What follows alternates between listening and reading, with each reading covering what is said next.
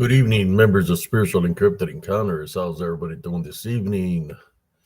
Welcome to Spiritual and Cryptid Encounters Open Mic Night. For those that are tuning on Restream, YouTube, Facebook, and those who follow my show reels under ApeCS, on my TikTok under ApeCS895. Hope everybody is having a wonderful evening. Oh, wrong one. Okay. Here we go.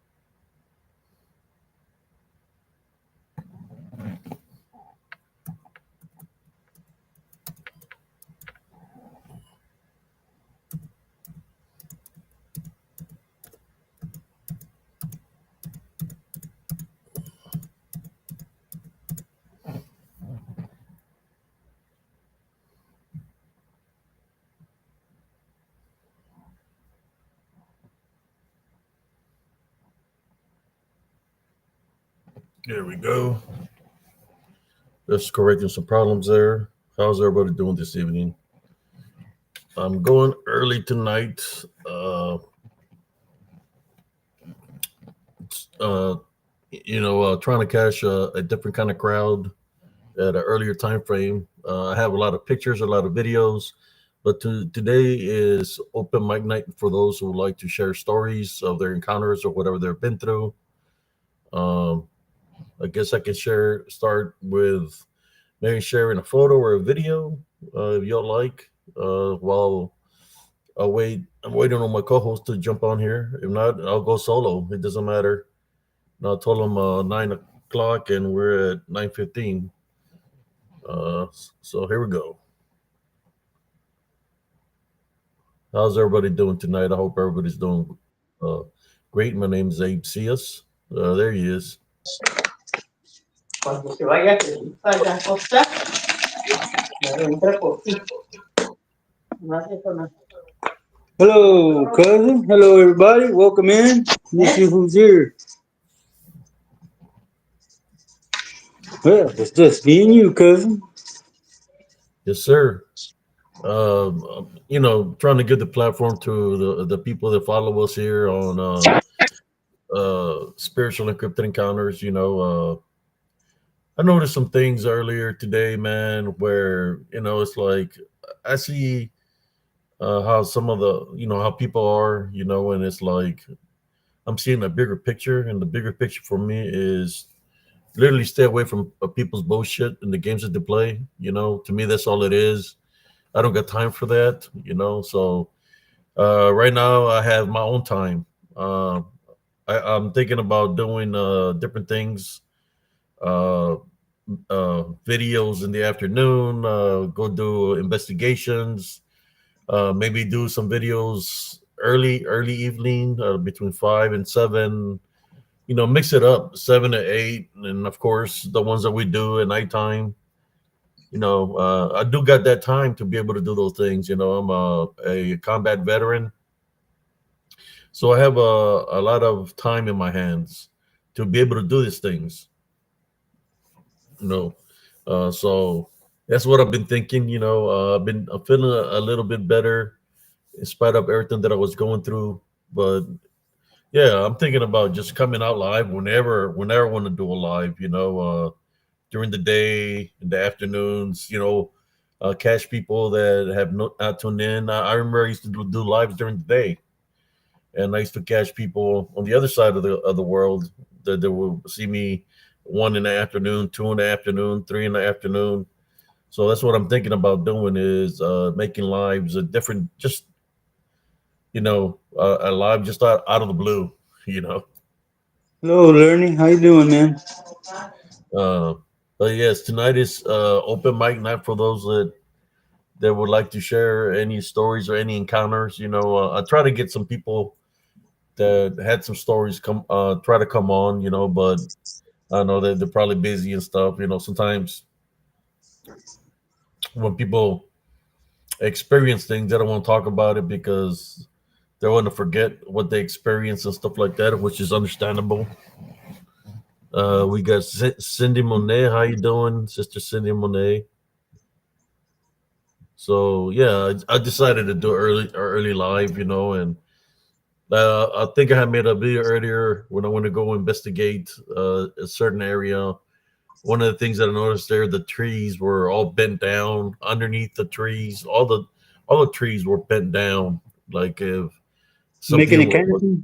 weighing them down, or something like a marker, like saying, "Hey, get out of this wool line. This is our property." So I still went in there and stuff, and it's like I captured some imagery, and which what I plan to do is while I do this live, work on the pictures and give them to you right off the oven, I guess you could say, as I work on them and share them.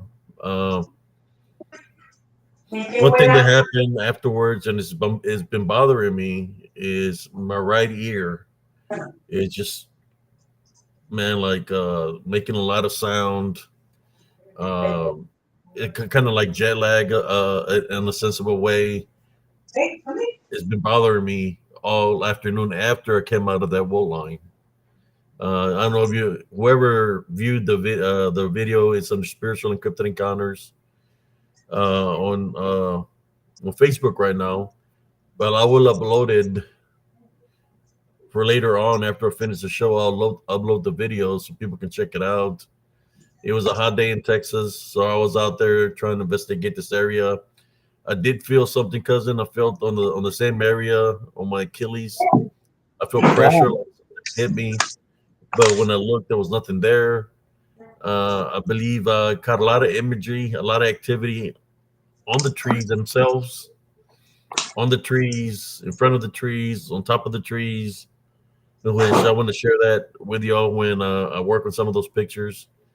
Uh, but yeah, like I said, this afternoon after I came, just my ear just kept on ringing and ringing, like air. Normally when I say trapped air, well, a disembodied spirit, right? One that's in spirit form. When it moves, it's like moving in air, right? So when it tries to enter your your how should try to enter your openings, your senses, like your tear ducts, your ears, your mouth. This you feel pressure. Well, that's what I was feeling in my ear, a lot of pressure, and it was just ringing and ringing and ringing. So I know that out there where I was at, there was definitely some activity. There was a time where I felt something in my chest, something very hot on my chest. But I'm like, how can I feel hot on my chest if I'm underneath these trees and there's shade? But it felt like my chest was burning, and I had this necklace here on. It's a chakra necklace. I don't know if y'all can see it. Let me fix the light in here a little bit. Light it up a little bit. It's got like a little tree. I had this chakra necklace on, and in my chest, I felt something very hot, like something was burning the hell out of me. Uh, it was burning me in the chest, and I did the sign of the cross, and I said, if there's anything here, a tie bond rebuke in Jesus Christ's name. But I captured some crazy imagery underneath those trees. And what's weird is in this area that I was investigating, let me put the link there if anybody wants to jump on. I'll place the link here for y'all. It's open mic night, so I'll place it down here. And now I'll continue with my story of what I experienced there today.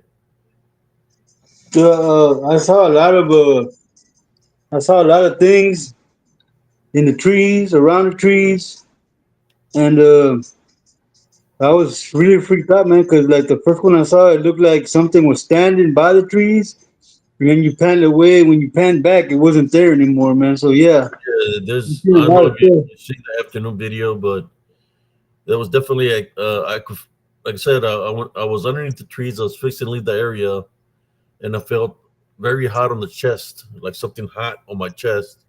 I looked down, and there was no sun hitting me or nothing. You figure it's going to be the sun rays or something, but I'm underneath the trees where there's shade.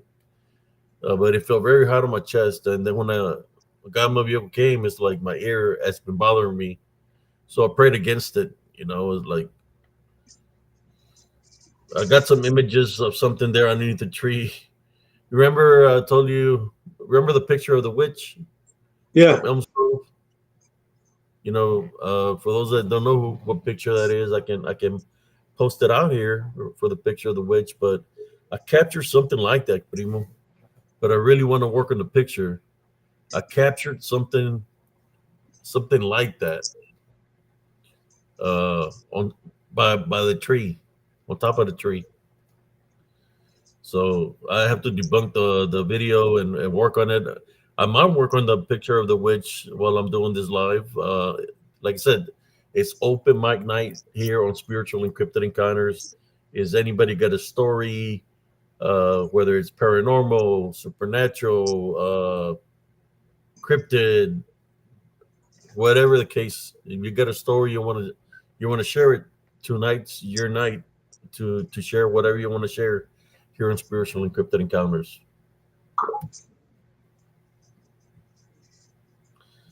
But yeah, I caught a lot of activity, cousin. I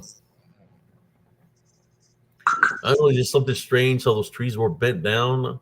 I don't know if people seen the video or not. I mean, I haven't posted it on YouTube, but yeah, there was a lot of the way the branches were all bent down to the ground. yeah, it's Reminded me like of the area uh, when I used to live in Elms Grove, of the trees being bent down. Somebody sent me a message that they said they believe that area where I was at, how the trees are bent, that there might have been some bloodshed there, and wish there has been bloodshed. There's been a lot of accidents there. A person jumped off the bridge. Uh, person jumped in front of a semi truck. Lady hit a pole and died by the stop right there nearby. In that area where the woods are, there was a guy that was with his girlfriend. He lost it, shot his girlfriend, and he killed himself. His girlfriend lived, but he passed away. And there's like a little monument, with a reef and stuff. Further down, like maybe half a mile up the street, is where I found that truck in the woods that I called Temple PD, and they located a body of a person that had been missing for about 2.5 months. You know, so I just I went there to just to see what's causing the activity around where I live. So of what I've seen, there's a lot of,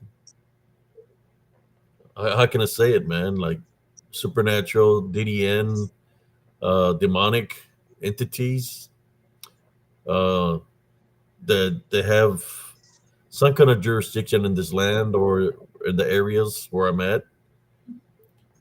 I'm more sure that there's activity like that even all throughout the city of Temple or all throughout Central Texas. I know where I used to live, there was activity there where I would see this woman in my hallway. She was dressed in white. You could tell she was a white lady, right? So, sometimes I'll see her in the backyard by the tree. Then I'll see her in my hallway, and it was a little hallway standing near the restroom. And then it's like one day I had to use the restroom, right? But my restroom was being used. I went outside to handle my business. So as I finished using the restroom, it's like this is like 2 a.m. Right in front of my face, somebody yelled my name in front of my face, but there was nobody there. I mean, it was a woman's voice yelled my name, my full name, yelled it right in front of me, but there was nobody there. And it echoed all through. There's like a walking trail in front of my house, like a park. Then people started telling me that there was a phantom, a spirit of something, of a woman or a phantom in that area. So I guess that phantom knew that I have the ability to see it. So that's why it knew. The spirit knows a spirit, so that spirit knew my name, and he yelled my name right in front of me, man. So the only thing I could do when that happened is say, I take authority over Jesus Christ's name. I tie, bind, and rebuke you in Jesus Christ's name, and then I didn't hear it no more. But the phantom or spirit, whatever it is, was in the form of a woman, uh, yelled my name right in front of my face. It was one of those nights where I was coming from the club. I was coming from the club, you know, and I had to, handle business. And he yelled right in my face, but I didn't see a disembodied form, a manifestation, or anything of it. It just yelled my name right in front of me. I mean, I could hear the voice in front of me, but the only thing that was in front of me was a 2 foot drop because I was on the edge of the porch and some bushes. But I mean, it like literally yelled right in front of me. What would you have done, cousin, if something like that would have happened to you? That you hear a woman You know what I would have yelling done? your name right in front of you loud, but there's nobody there. I would have slowly turned around. While I was turning around, my hand would be reaching for my box cutter.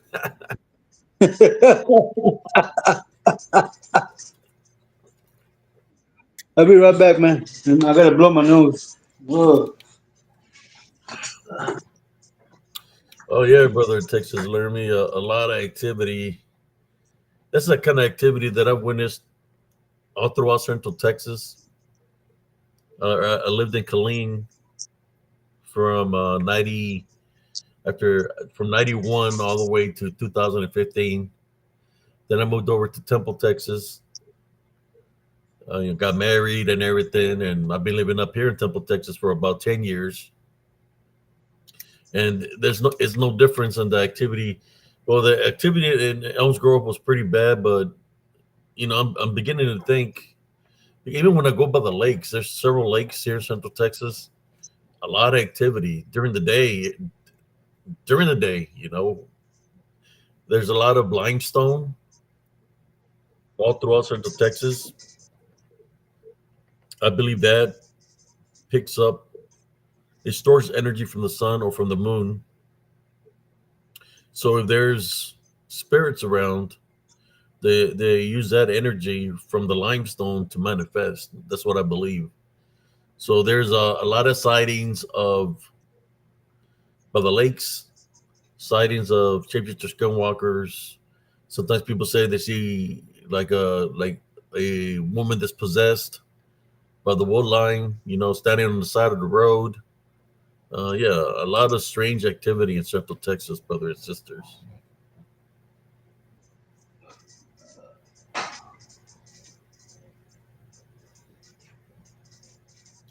And it's very important that when you're, I mean, me, I'm used to it, used to this kind of stuff because it always happens to me.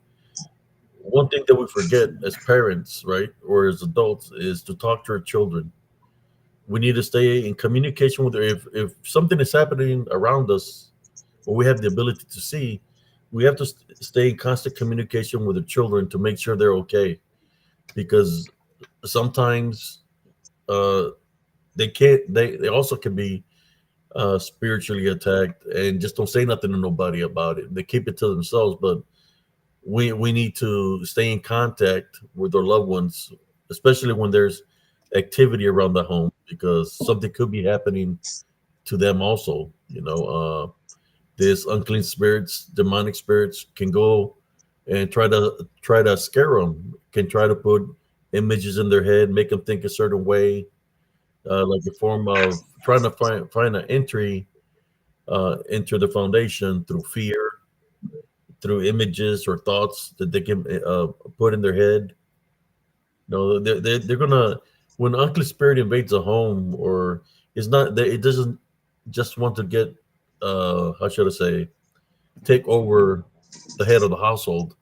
It wants to take over the whole foundation of the house, including everybody in it, right? Because it wants Makes sense. division, it wants chaos. That's what it feeds on. So we have to be very spiritually aware of our surroundings and what's happening around our home. How you doing, Sister Cynthia's? How you doing? Yes. Um, I asked my son if he ever seen anything over there. He'd always say that he would see by the window. He would see like a shadow at the other place, but he would never tell me. He said, I thought it was just me, that I was tired." And then he had his own experience with a shadow figure, shapeshifter, skinwalker. Him and his friend wanted to go fishing at Belton Lake. They were going fishing, and he said as they were driving that he thought he seen a man jogging on the side of the road. So as it kept on getting closer, it didn't look like a man no more. It looked like what he thought was a deer. So as it got closer, it changed form, and it what he seen was, he said he looked like a dog on steroids because it was full of muscles. When he came to the house, the first thing he said to me, he said, "Dad, I think I seen it. I think I seen it." I said, "What did you see?" The shapeshifter skinwalker you talk about. I think I seen it by the lake, because it changed to three different forms, from a man to a deer, and from the deer to what seems to be a dog on steroids. That's what he told me. The full of muscles. Isn't that crazy? There's no way it's going to change three different forms, man. I mean, you're looking right at it. It's not gonna. it's not going to change. If it's one thing, it's going to stay that form. Now, is a shapeshifter skinwalker? Well, then we're talking, because a shapeshifter skinwalker, or something demonic that has the ability to shapeshift, they do have those abilities to shapeshift like that. They can do change constantly.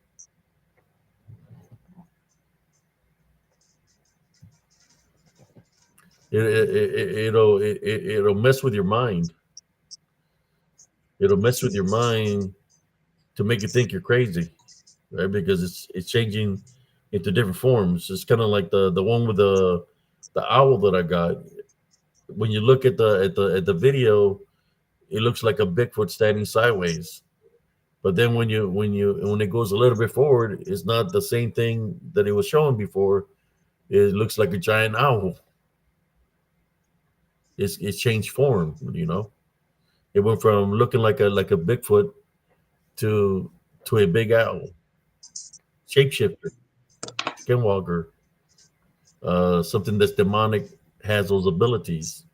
It can deceive you, so you gotta put that spirit to the test. Tie, bind, and rebuke it in Jesus Christ's name, just to see what happens. But when you do this, I recommend that you be on the most righteous path as possible. Because if you have an opening, it can attack. You're not gonna say, "I tie, bind, and rebuke in Jesus Christ's name," and you're drunk off your ass. You're drunk off your ass, or excuse my French, drunk. I'll say it like that, because that's an opening, you know, that you don't even know what's going to happen if it overtakes you. Welcome, But Annette. if you're How you doing? still saying it with faith, it might work. It might work, right? Because you got to have faith and believe in Jesus Christ.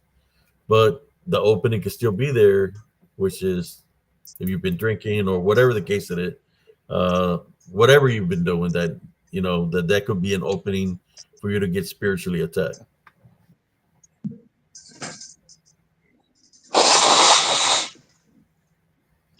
Yeah, well, that's the same thing, Sister Cynthia.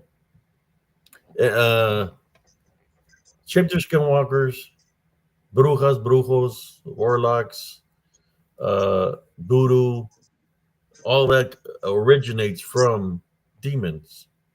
Because it's the demons that taught that to all these people, even the pharaohs and all that, from the Aztecs, the Mayans. They got taught witchcraft or necromancy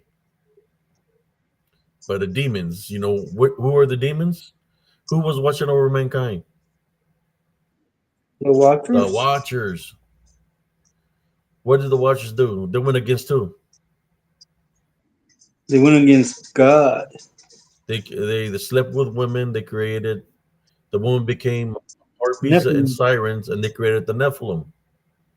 The Nephilim got destroyed for the flood because they were destroying everything that was created by God. So they got destroyed, and the only thing that's left of them is their disembodied form, in which we know as unclean spirits, demons, or what we here in spiritual and cryptid encounters call the disembodied demonic Nephilim. That's what I'm talking about. That's who taught the witchcraft for necromancy. When Okay, let's make it simple. When people make a deal with something, who are they making the deal with? Is it the Hmm. devil, or is it agents of the devil, which are demons? They're making it with agents of the devil. There you go.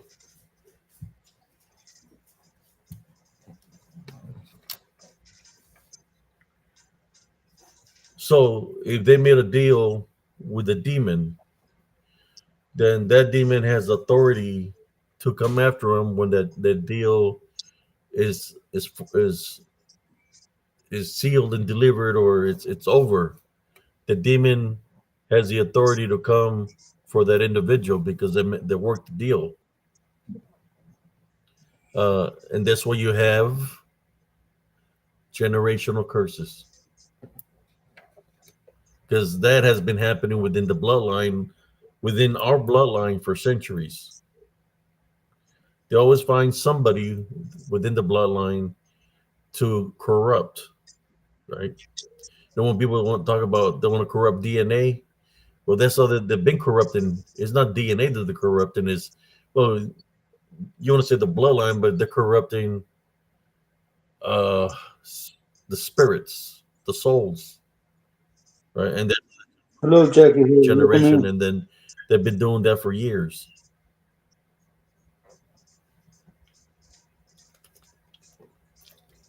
How you doing, Sister Jackie Hall? It's open mic night tonight. Anybody would like to join for open mic night? You're more than welcome. I think Sister Jackie Hall said she had some stories for us uh, last time. She said, Here's a question "Drop for the you, President. curse." Well, it's simple, Sister Jackie Hall. I seen you start. Do you want to jump on and share your experience? What you've been going through. You said you've been something has been following you around, and you don't know how to get rid of it. But we can get rid of it here tonight, here on Spiritual Encrypted Encounters, if you like. Uh, we can do a little prayer, and we can get rid of uh, the unclean spirit that's been running havoc in your life. We can do that tonight if you like. There's the link. You want to jump on? I'll add you, and we'll talk about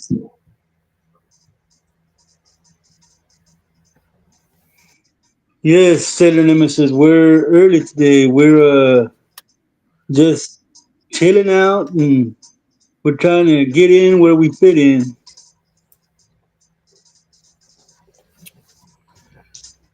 Yeah, Sister Jackie Hall. I seen your comments that you were writing. Wrote the other day.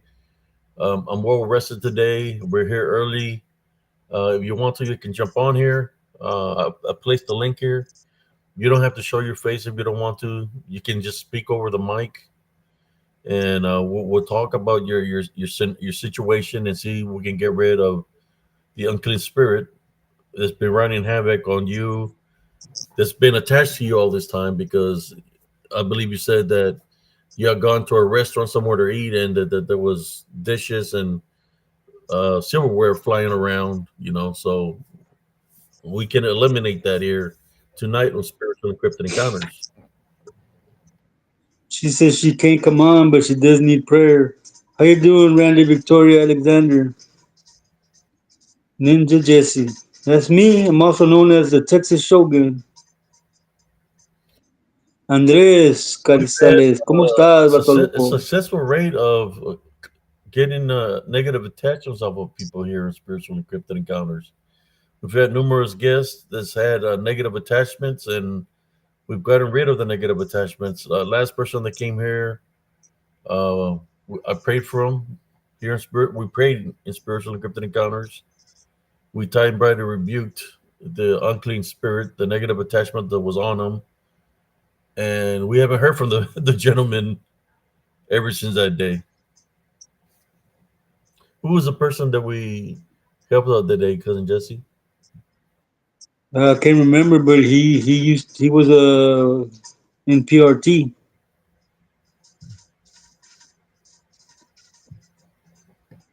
Can't remember his Yeah, normally name. when doing an open mic night, I think he jumped on here because he had a lot of stories to share, but it seemed like all the stories that he was saying was almost the same thing, where he's dealing with fear. So we type out and rebuke that fear that he had over what he had witnessed.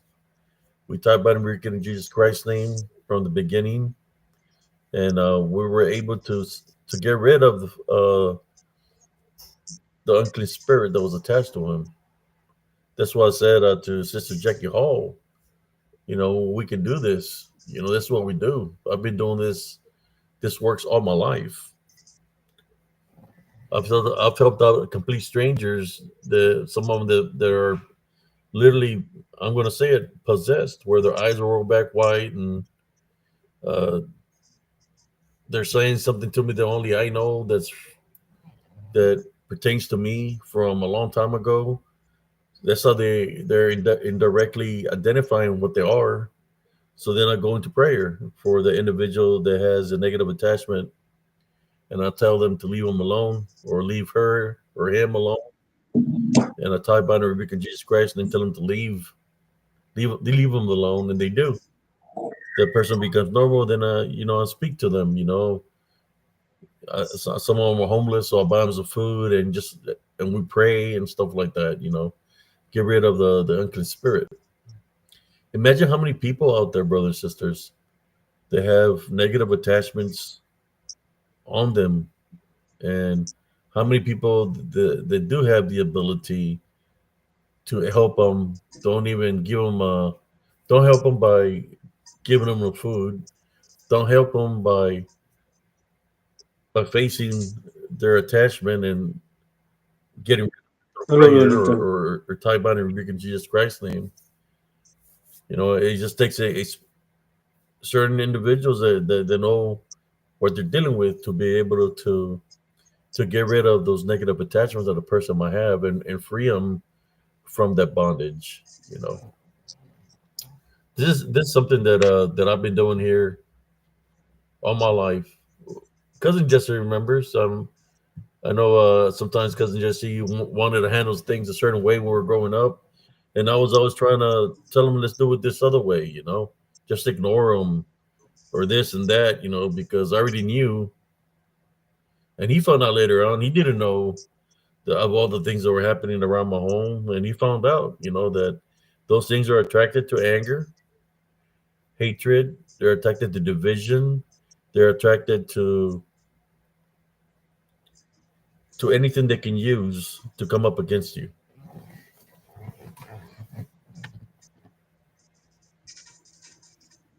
Yeah, Jackie. Most Christians believe that they can't be afflicted by an entity, but if you have any doubts or if you have any openings spiritually, like if you're afraid, then that's all they need is the power of belief and the seed of fear for them to be able to bond you, even as a Christian. It's kind of like I'll give an example, Sister Jackie. When Thank you for sharing that. when all the activity was happening, when you were eating with your family, and the silverware was flying around and all that, that it scared some of them, right? Was there a voice of reasoning that would tell people just to calm down and relax, and say, let's all hold hands and go into prayer, tie bind and rebuke whatever's around us? Or you didn't do none of that, and you just let people be afraid? Because sometimes this kind of things, they linger when there's fear, right? When there's fear, they linger and they stay there. If people are being afraid, then it's doing its job. That's why they do that, to get a stronghold over whatever they try to control. They can do that to an individual. They can do that to a property, a foundation. They can do that to even uh, memorabilia, something simple. For example, the dream catcher.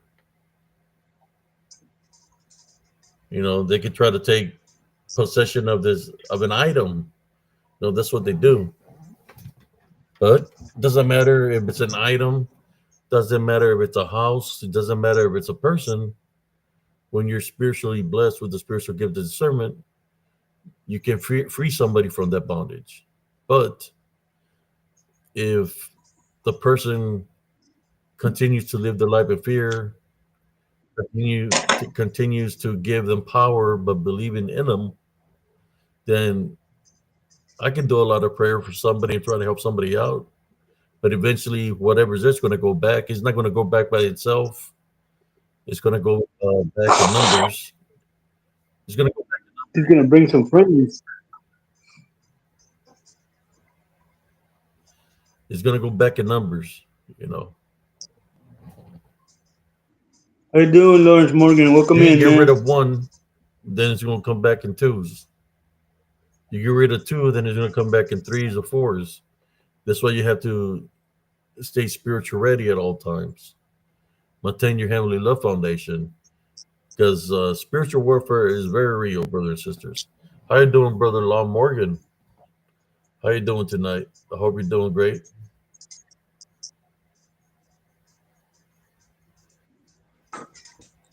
Thank you, Sister Maddie, about placing the TikTok. Yeah, I'll let cousin Jesse speak a little bit. I mean, we're trying to get people to jump on to share their stories if they want to jump on and share their stories, because I can talk all night about this subject, and I could be like the energizer bunny speaking about all this. Yeah, while you're talking, man, I'm learning. I'm learning. Every time you just talk, man, I pay attention and I learn. I didn't know back in the day that instead of punching somebody out, I could just bless them and tie by and rebuke them in Jesus Christ's name. Back in the day, I just wanted to beat the heck out of them. But, back in the day, I was full of nothing but anger. Yeah, That's why stuff followed me around. I remember all the things that were around Primo. I remember, man. Yeah, That's why I almost got dragged under the bed. that's why, because you gave it an opening. The opening you had was anger. When he drug you, Yeah, when he drug you underneath the bed, then you give an opening of fear because it scared the crap out of you. I remember that night. yeah, I was punching the hell out of him. What's up, Monica H? Welcome in. Yeah, man, I remember, man, I was punching the hell out of it. But you know what, man? I think I won that battle because it let me go. I remember you were halfway Oh, down. Your body was halfway underneath the bed, and I was trying to figure out what you were yeah, doing. well, the thing that saved me, cousin, is that my legs were open and I was stuck by the foot of the bed, man. It kept pulling and ramming my groin into the foot of the bed, dude. It was maypoling me, man. I guess whatever it was that So was pulling you underneath the bed, it wanted to take you to its realm. Could have been an opening, a portal. Probably the same thing that well, it dragged was, me and put man. me in between the mattresses when I was a kid. It was, man, because like I said, I punched the hell out of it. It let me go. I jumped up, turned on the lights, and looked under the bed. It was gone. There was nothing under there. And that made me even more angry. I called it a punk. I said it punked out. It didn't want any of this. Yeah, I don't know there why I was a was lot of big. activity at that house, and I believe the activity it could have been the land, and of course we know that there was a lot of witchcraft and necromancy that happens in that town. So there could have been portals, witches were hanging black cats with a noose on our back fence. They will cut them down the middle, let their guts hang out. So there we are the following day, early in the morning, getting these cats. Put there as a marker, so the demons could come or whatever they were summoning to come and attack. We'll get the cat or whatever and put it underneath the branches or put it somewhere so when the city would come, they would take it away or whatever. Yeah, they would do that a lot. I can tell you, for those that are cat lovers, I'm sorry. You know, this is nothing. Yeah, Has to do nothing. I'm just saying that the uh, that the people that worship other things were sacrificing these cats. yeah, Monica. I've learned a lot from being on here with Abe for this past year and a half, man. And I've learned that you got to keep strong mentally and faithfully. That's the only way you're going to be able to persevere. Because You can't fight everything with your hands. You gotta have to have faith and fight with your spirit. I've been learning this past year and a half that I've been here, almost 2 years, man. That's why I just sit here and listen while he's talking because I'm taking down notes on how to deal with And these entities. How you doing? and Andy? sometimes, as far as I know, people will talk bad about me. They say, "Oh, watch out for him. He's crazy. Watch out for him. He's got PTSD. Watch out." It wasn't that.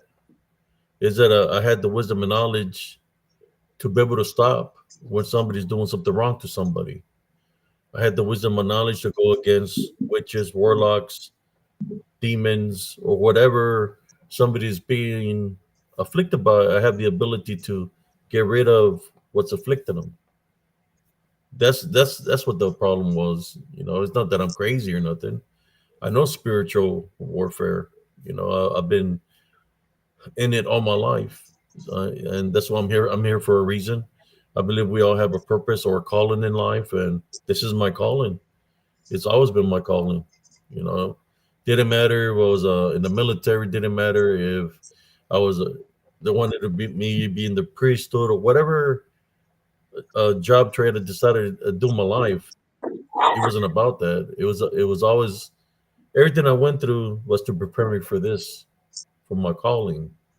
And my calling is helping out my brothers and sisters in Christ, awaken them spiritually.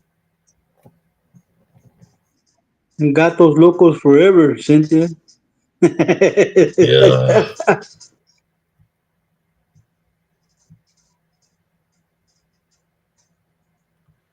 I try my best to help out everybody. You ever heard and here it's nothing dealing with cats. Curiosity for the cat. Hi, Ray. You heard that term before? I've had people that question my stories and stuff like that, and it's all right. Come on this date over here, and I'll take you to the Elms Grove so you can see for yourself what's happening here. That is, but that's all. The only thing I ask of you is be spiritual ready. Pray up. Oh, I don't believe in Jesus Christ. I don't believe in God. Is so, and then I would suggest don't come here because what's here is going to attack you. Oh no, I'm a Wiccan. I'm a four generational Wiccan and all this stuff. And I said, listen, they're territorial, and I don't think you'll be safe over here. No, no, no, I'm gonna go. And they come and they're out there. They go, and next thing you know, they walk like 3 or 4 steps into the path. They turn around and they look at me, and it's not them because something has possessed their body already. The Thank you, Cindy. the person smiles at me. You can see is the unclean spirit that's within the person because they're possessed, and they start walking into the darkness. So there I go. Do the sign of the cross, right? Do the sign of the cross. Say the Our Father as I'm walking in the darkness, catching up to them. They're already past the path, further deeper into the woods, and I'm walking in there with no fear, with Jesus Christ, through prayer, and I grab them, pick them up, carry them out of the woods, back onto the path, back onto the park, carry them all the way across the park. I put them down, and it's like when they snap out of it because I'm in prayer, they're scared. They have no energy. They're weak because something literally, when we talk about that when a succubus or incubus is draining energy, He just got fed that on. it's not a good feeling. Well, when something demonizes you and got full control of your body, you see everything happening, but you can do nothing about it. Well, that person really felt bad that they were crying, they were seeing the things that were there, and they were screaming. That I don't put them in the vehicle and tell the other people that they came with, get this individual the hell out of here, get him out of here, and because they're coming for him, the opening was there. The person wasn't ready to be in that area. You know, he wasn't spiritual ready for that area. who was like that in the Bible, cousin? Wasn't there a an apostle that was told not to go somewhere? Was it Apostle Paul or Apostle Yeah, Peter I think it was Paul, the Paul who was Saul. that he was told not to go to the foreign country because that he would Yeah, get it was demonized? Paul. It was Paul. It was Paul.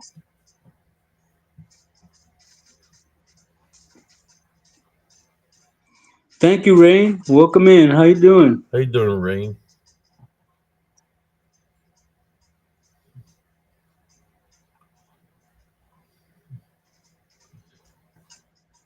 Juan Ávila, ¿qué pascuis, loco? Sister Rain, I was talking about people from my past. You know, so the generational curses run in the bloodline. So what does that mean? If generational curses run in the bloodline, that means that there is some people that do believe in the Heavenly Father Jesus Christ. They're in the good side of the balance, and then there's others that are on the bad side of the balance. This Prima Evie, of welcome. generational curses because some people choose one way and the other people choose another way in which it causes division. And of course, there's chaos, especially if somebody's trying to wish witchcraft upon you and you're fighting back and forth. You know, Beelzebub cannot cast out Beelzebub. That's all I can tell you. Jesus Christ can. Look what he did to the Legion.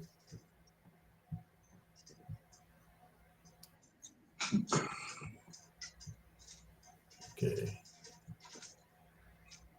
Yeah, I decided to do early live, brothers and sisters. Uh, I've been trying to catch up rest wise, but man, I've been feeling fatigued for about a week. I think the last live I had done was Saturday. I was falling asleep. Not even 30 minutes into the live, I was dozing off. So I decided to do one early while I'm still energized up. I don't want y'all to see the tired me. I want you to see the energetic me. You know what I'm saying?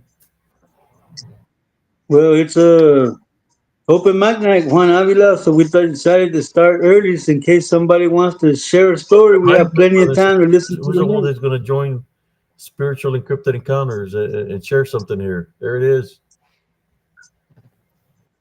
Just go. Don't let anybody be like Lalo Lies, because Lalo Lies is no longer here because he lied too much.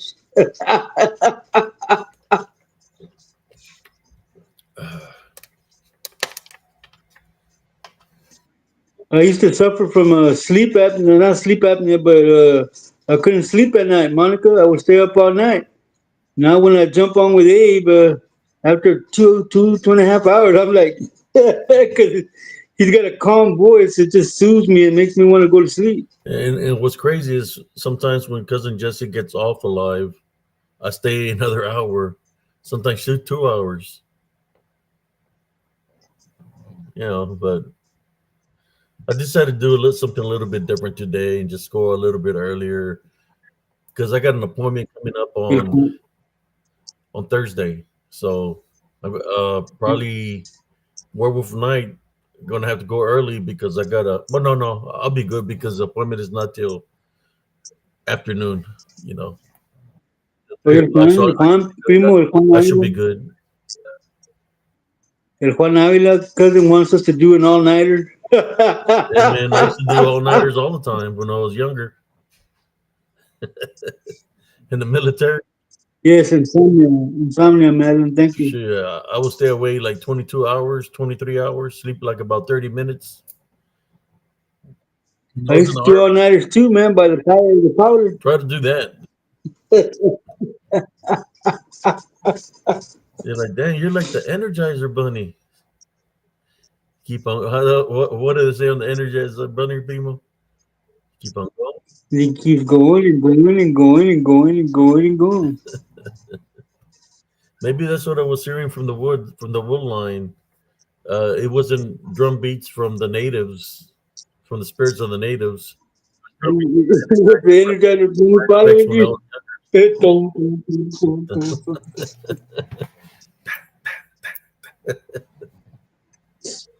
oh man.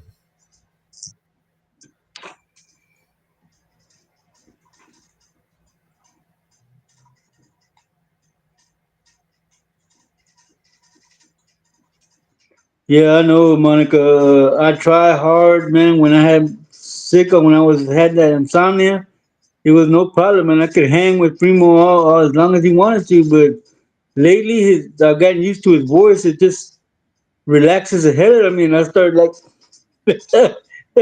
I start moving like a boxer. Yeah, I remember when they did that 8 hour live. He was with Wolf. Yeah. I could probably do. I used to do a lot of night shift after the military, during the military, so I'm used to working nights. Nights is when I'm awake. But I've been feeling Mhm. sluggish because I got rid of some medicines that I was taking, and I'm feeling more energetic right now. Rest well, Cindy. I hope everything goes good for you, Cynthia. But rest well, Cindy. Yes, what rest well, Cindy.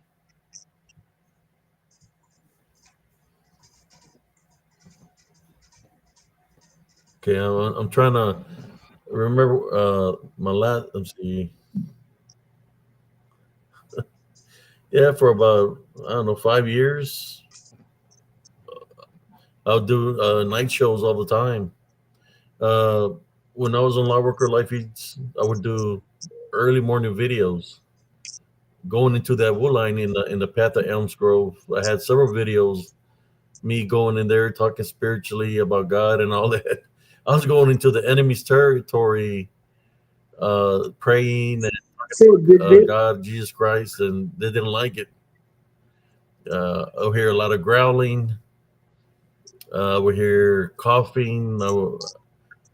But growling, I'll hear a lot of growlings when I would bring Jesus Christ into the equation in Elms Grove.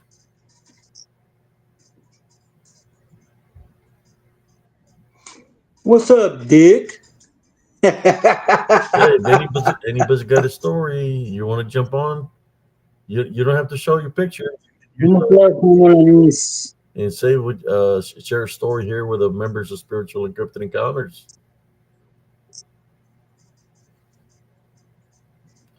Yeah, yesterday we did an early live also. It's just I took up to Jesse. Let's do like 2 hours. I think we did 2 hours and 30 minutes, and we call it a night. You know,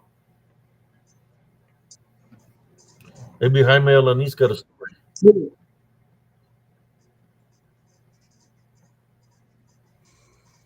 How you doing, brother? Whatever happened? I'm doing Well, that's great, what I dude. want to know. What happened to Benny what? Blanco. Oh, he finally met the Santa Muerte in person. Yeah, we haven't heard from him anymore, man. He used to come and watch the show and everything. Well, he's too busy, man. He's being kept by what's her name, man? That singing girl. What's her name, man?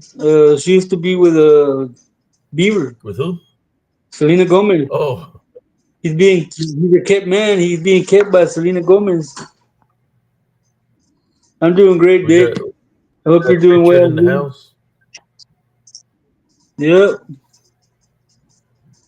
He became a house husband. He has to cook and clean now. Yeah, man. A lot of trying to remember was the last thing that I said uh, before I changed the subject a little bit. But man, I was going there. When I start, it's kind of like flowing. It just comes, man. Like the memories, and you just whatever's the memories here, you just start spitting it out. Let it all out. Oh, that's right. I remember now. Like generational curses. There could be somebody in your bloodline that some are good and some are bad because of what they're practicing. Some might be believing in Jesus Christ, and some might be believing in other things. So that's how the generations curses continue to live within the from generation to generation. Is dealing with what the head of the household teaches their their next of kin in their household, what they practice, what they place on the table of what to believe in.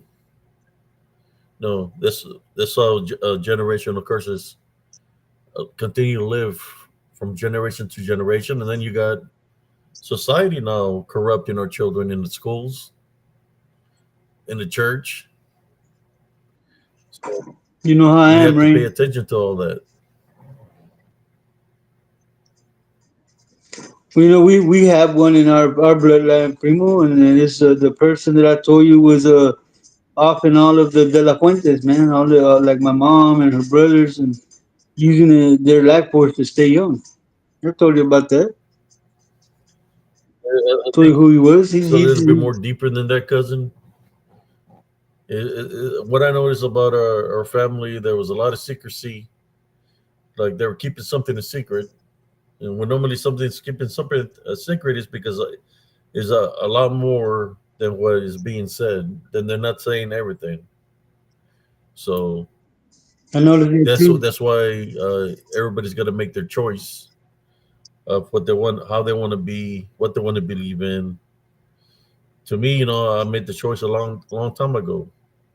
It was Jesus Christ, and I continue to stick with that. Just like that day when those aunts, uh, they were daughters of our great grandmother, Malola, that they had chosen their fate, their path already, of what they wanted to believe and do, and we witnessed it.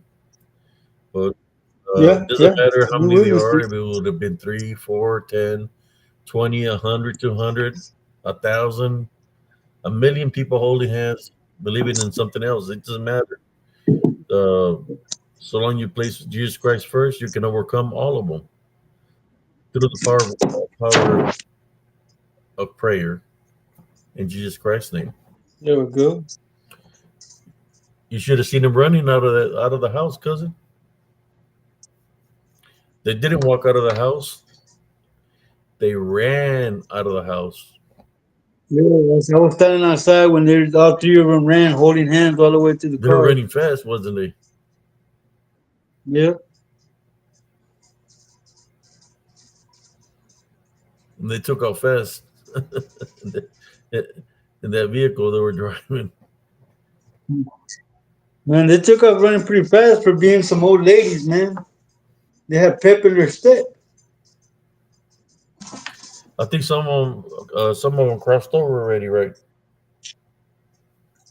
Oh yeah, they crossed over, Some of but them passed away that were holding they hands. crossed over. I Yeah, think one or two. but they passed away because whatever they sent out came back to them 7 times full, Yes, man. sir. Hello, Maria Garcia. How you doing? Hello, Maria Garcia.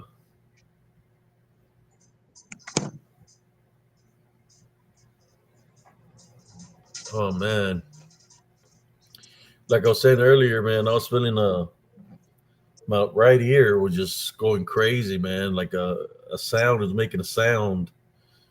It's something out there when I did the investigation try to attach itself to me. So I said, if there's anything, matter of fact, I'm gonna say it again. If there's anything around me, you're not allowed. Take authority over you in Jesus Christ's name. Tie bound and rebuke in Jesus Christ's name. Leave my body, my vessel, my home. You're not welcome here. This I pray in Jesus Christ's name. Yeah, this Amen. ear was a constant ring for about an hour and a half or 2 hours. My right ear.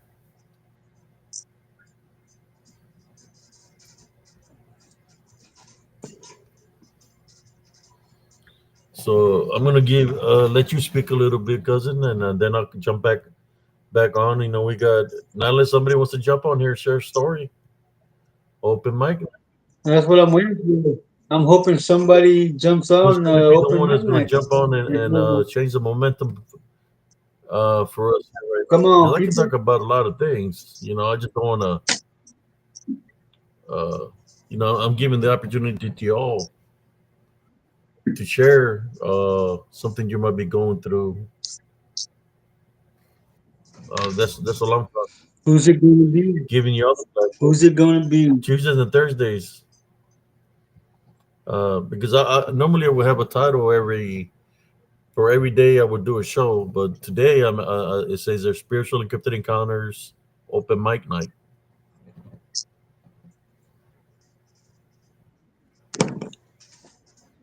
Well, Cynthia,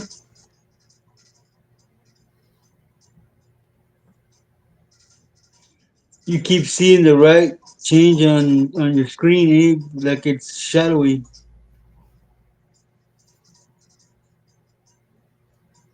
If not, I can continue. There's no problem.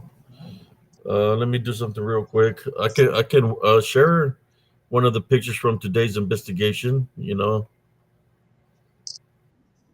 there was a lot of things out there when you were Oh investigating. man, I didn't catch the live, but I viewed it after you posted it, and man, there was a lot of stuff out there. yeah.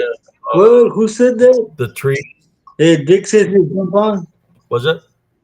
Dick said Dick said I'll jump on and tell a tale, but I can't hear you guys.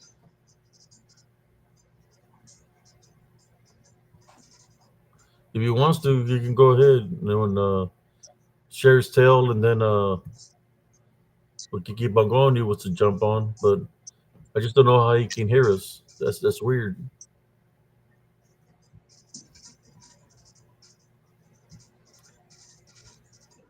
Come on, Dick.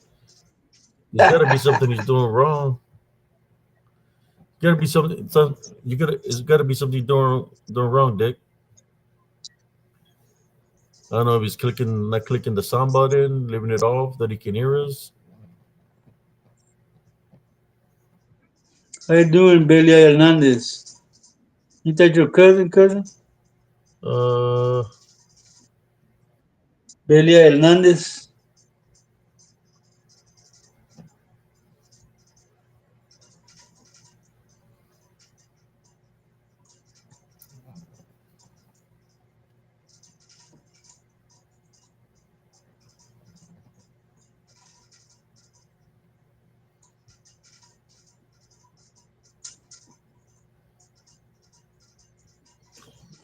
Let's get Dick on the line.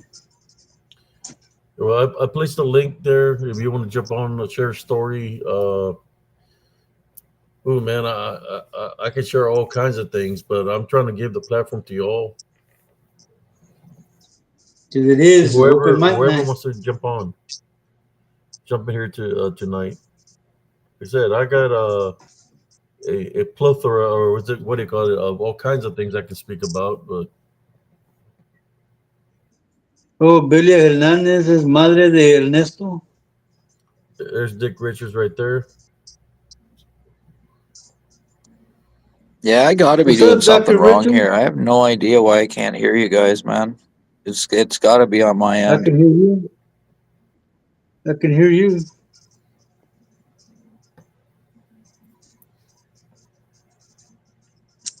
Never's Angel said you don't allow her to go through go home. Go ahead, Dick.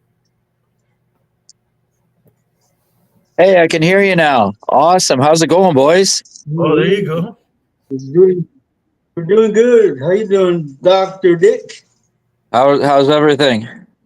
Alrighty. Everything is Oh, gravy. you know Everything what? is I can gravy, only hear you baby. when I have the YouTube on as well. Oh wow.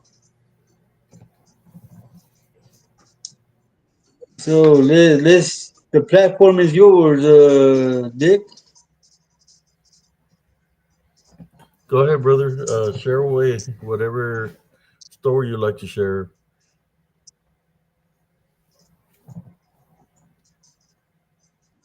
No, because he couldn't hear us anymore again. We can't hear him if he's saying something.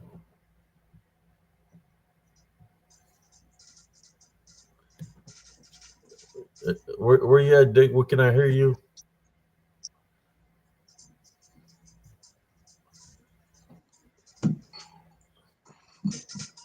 Is Dick there or do we lose him? Well, I see his screen is up, but I don't hear anything. Somebody type that we can't hear him. Oh, yeah, we lost him. He got off.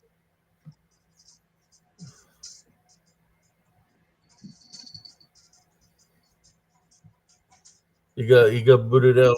I don't know what happened. Here, Dick, Dick, Dick, Dick, Dick, Dick. Here, Dick. Come here, Dick.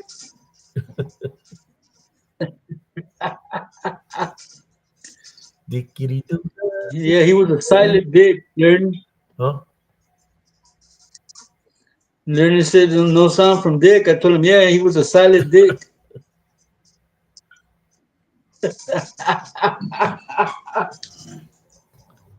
Oh man. No, I think it's I probably don't the know. name. I don't think he's restrained because we've had several guests on here, man. And it worked fine. It's just I don't know what server he's using. I don't know what's going on. Here's a question. It's from Scott Baker. When do werewolves tap house windows? I don't think it's werewolves tapping house windows. How many sounds are the tapping sounds? Is it the tappings come in threes? If, what I've heard, a lot of tapping sounds in threes, which three would signify demonic, mocking the Trinity.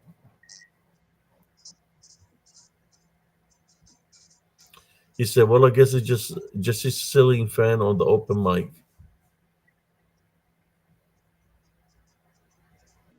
Huh? I guess I can turn it off if it's bothering people. It could have flipped my tablet upside down so I could plug it in. Oh, Let me turn off the ceiling fan.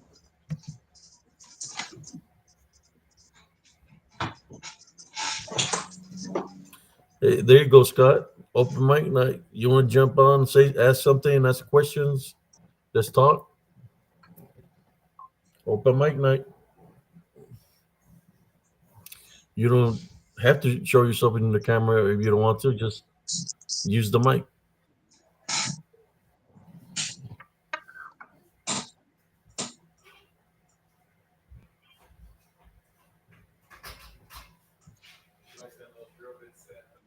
Madeline, if it comes in two, this my rapper across tapping to ask why you haven't hit the like button.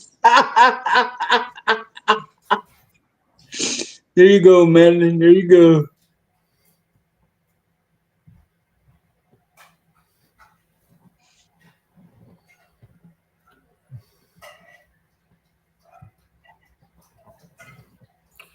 I guess the dick got lost. Damn, that's a terrible thing when the diggers gets lost. I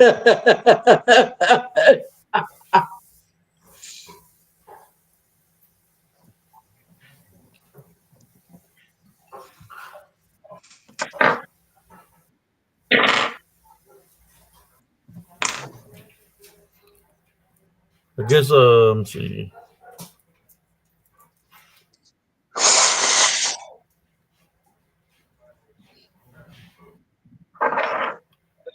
How about you, Cynthia? How about Mary Garcia? How about Madeline? Come on, don't be scared. That group back in the 80s used to say, get down on it. Come on and get down on it. Yeah, get down on it. Doing the size shankla.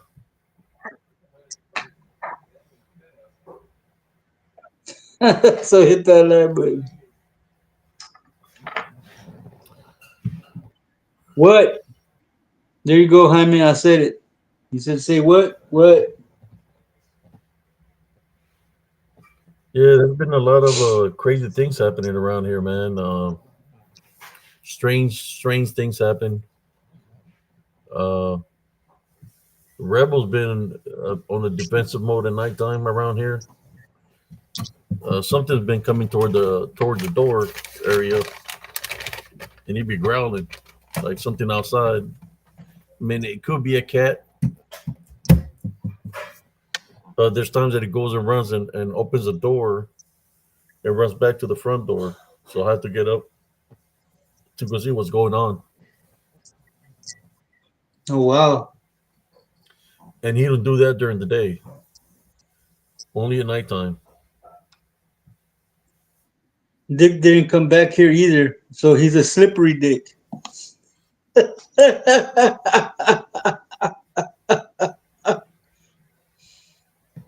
I think Rebel was right here right now, but he was standing. He was right here by me, and he took off. No more. He wants me to be giving him treats. Yeah, your lighting keeps getting dark and bright, dark and bright. That happens to me too when I move I around. got to switch here because I'm trying to get the right lighting. See, I think I might leave it on that one right there.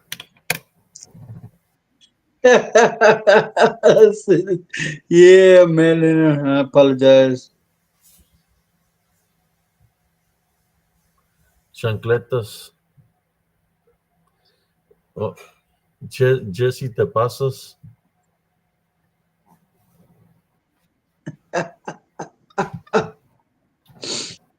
Hey, Rebel's a bad mofo, man. He's been Back trained. again. He just finished talking to his buddy. See what he's. I know what's going on. Are you there, Dick? Hello. Dick. Oh, Oh, we got a Scott Dick. Baker here too. What's up, Scott Baker? How you doing, man? Welcome in. Uh, can't hear Dick. Yeah, you dropped off again, Dick. Take Dick off of there, man. He's no longer on there, All cousin. right. He's in the chat. Okay, he's out. We got Scott Baker. How you doing, Mr. Scott Baker? You guys hear me? I can hear you fine, sir.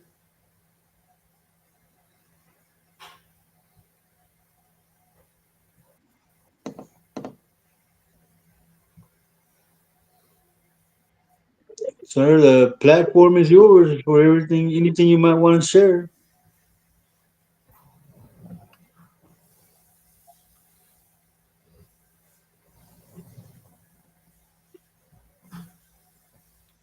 I wonder if he can hear us.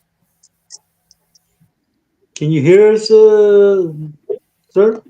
Yeah, I'm good to go. Yeah, he sounds like Okay. kind of far away.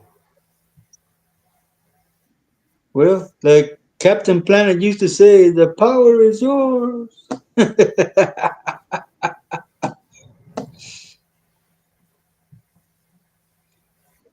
You think something's going on with Restream, Cynthia? Could be. I don't know. Sometimes when you're trying to get to a good topic and talk about something, there's always interference.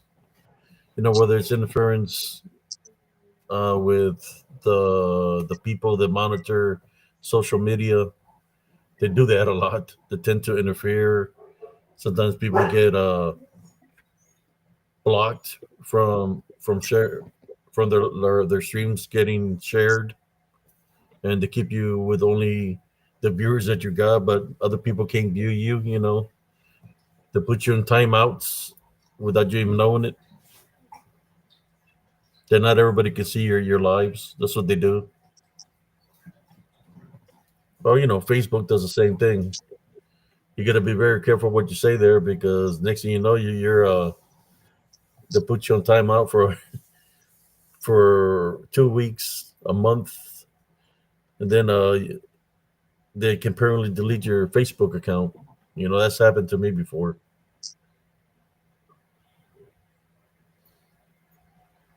So how you doing, brother Scott?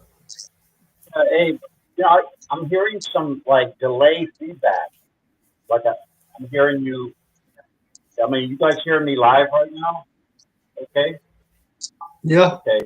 If I hear Abe like talking, a couple seconds later, I don't know what I need to do here. Do I need to change my volume at all? Yeah, it sounds like you're in a distant. Does it sound distant to you, cousin?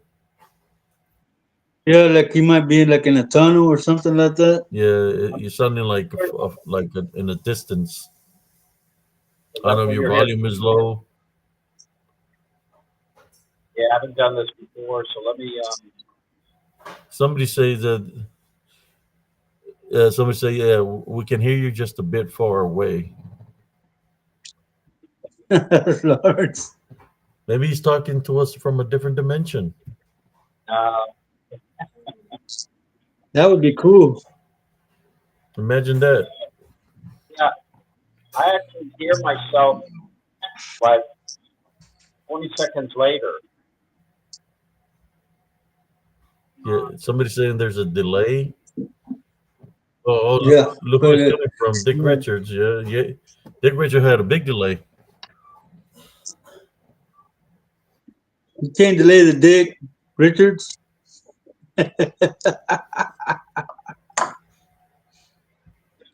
Um, if the delay is probably from here that way, but over there, from over there this way, it's coming right on. It's spot on. Let me do something different, Scott. Back out, and I'm gonna place another link, a fresh link. Maybe Okay, it'll stop. It'll fix the problem. okay, I'll try that. I'll place a fresh link right now. Beyond the box. Welcome. Did you bring the Scooby snacks? Okay.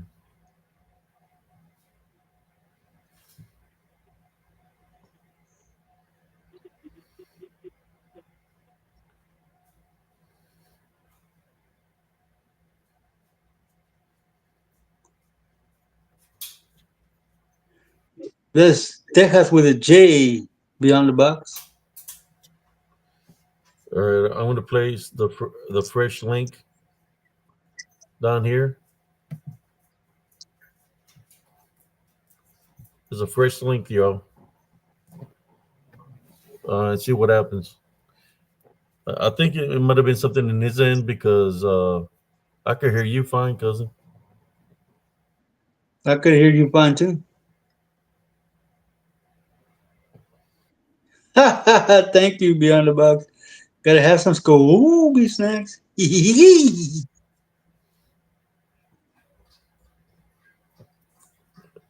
Dick Richards. Let's see if we can hear him. Yeah, still can't hear you guys. That's so weird, man. We can hear you fine. Let's see Scott. Did it get Do better, you guys want me Scott? to tell the story real quick? Yes, man. Trying Tell the to hear story. Scott real quick. Can you hear Yeah, us, Scott? yeah, I'm here. Can you hear me? All right. Oh yeah, we can hear you. All right. So what happened was this is 2021. I live at the longest freshwater beach in the world. It's called Wasaga Beach. So my friend and I were walking down the boardwalk, and then all of a sudden it come out of nowhere where there was this green cloud in the sky, and it was brightly illuminated, and it was illuminating and shining down upon the water underneath it. And so we're walking along the boardwalk, and I'm like, what in the hell is that? So I said to my buddy, and the thing is that it was following me. It was following us as we were walking, and it was following us and shadowing us. And there was, I don't know, it was about 20 or 30 meters circle in the center of it, shining on the water. We're walking, but it was like a bright green glow. So it was sort of lighting up the entire area. And I said to my buddy after a few, we were walking and kind of looking at it. We weren't saying too much. We're looking over, and I said to him, I was like, "Hey, buddy, you notice that this green light is following us?" And Jamie says to me, he goes, "I don't care about the green light." He goes, "I care about what's swimming around in the water there." And I hadn't noticed it up until this point.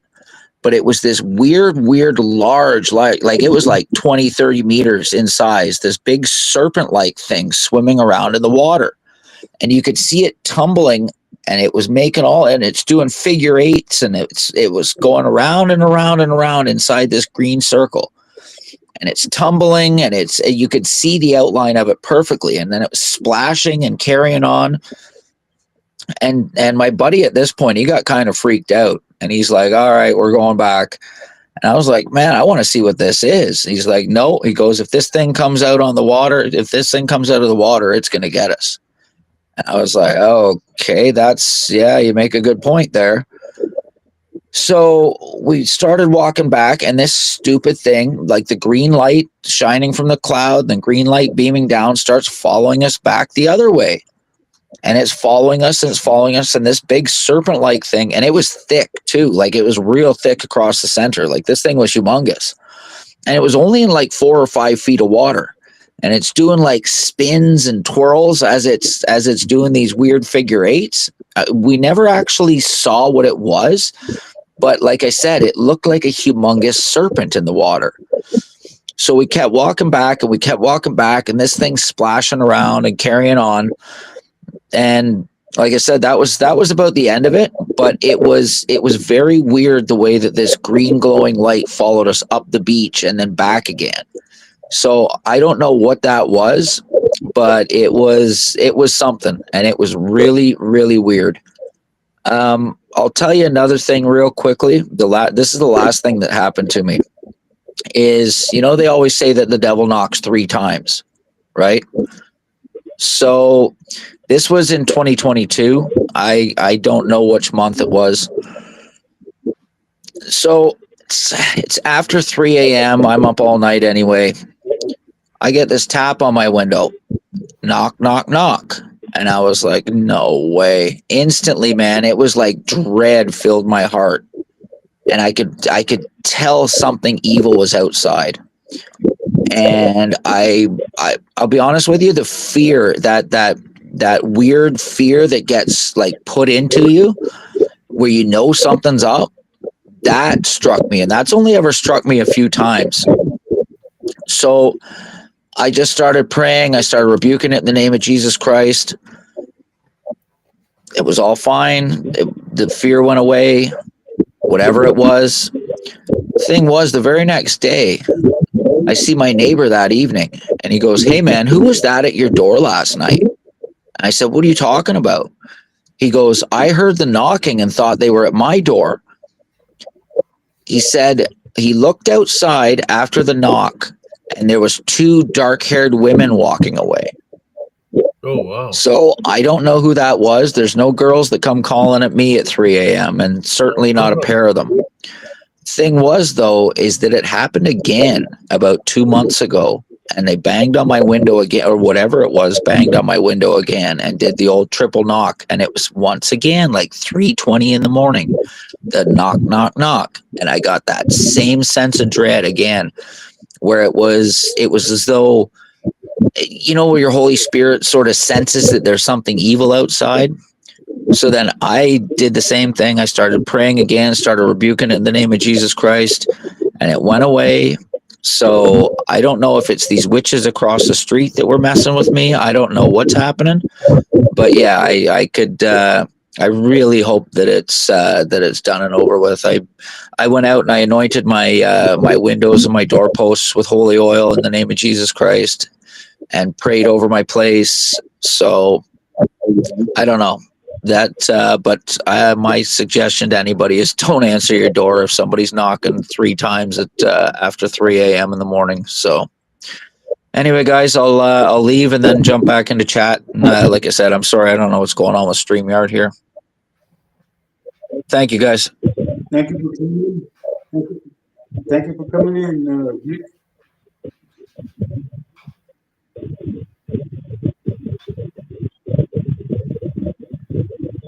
Hello, Scott.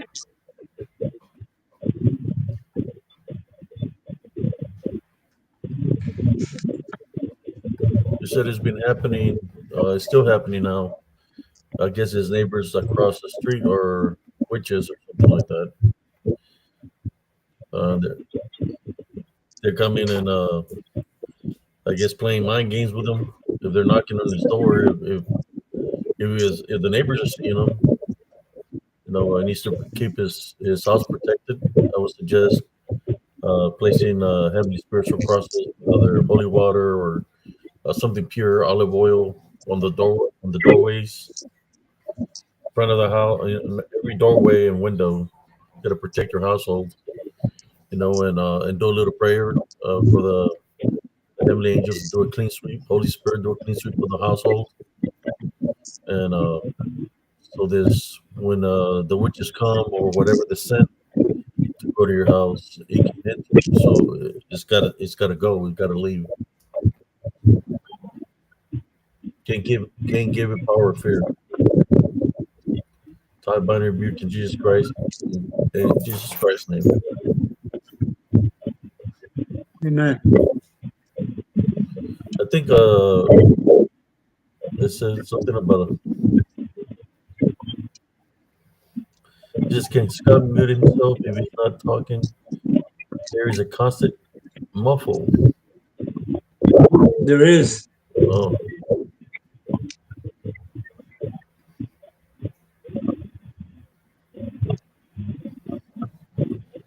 but you can hear a sound, a muffle in the background. Yeah. Oh,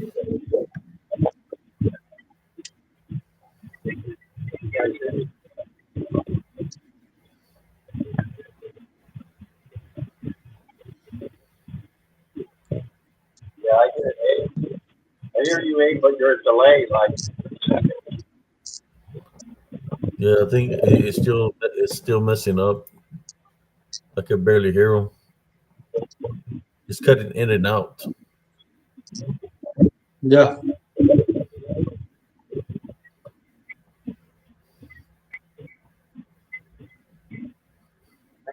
I hear squelch.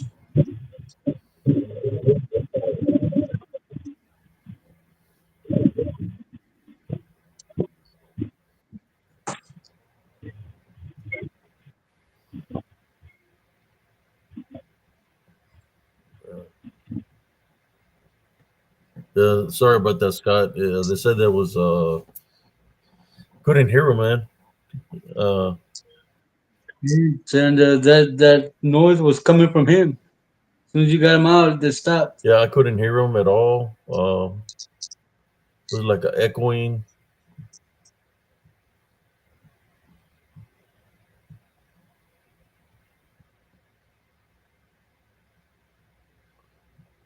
But maybe Scott, if you're still here, share whatever you had, whatever you're going to share with us. Share it through the chat, and we'll talk about it if you like. If people are That sounds like a too shy plan. to come on, you're more than welcome to chat through the chat that we have, and we'll talk through the chat. I believe you're right, Lawrence.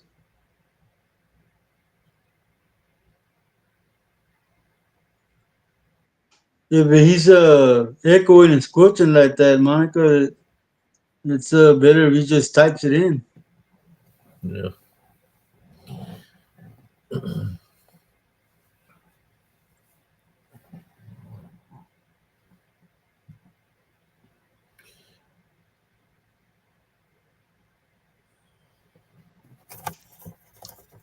Let me see something here.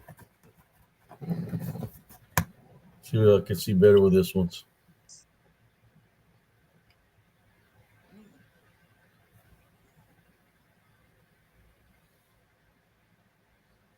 It's to this is to see in the distance.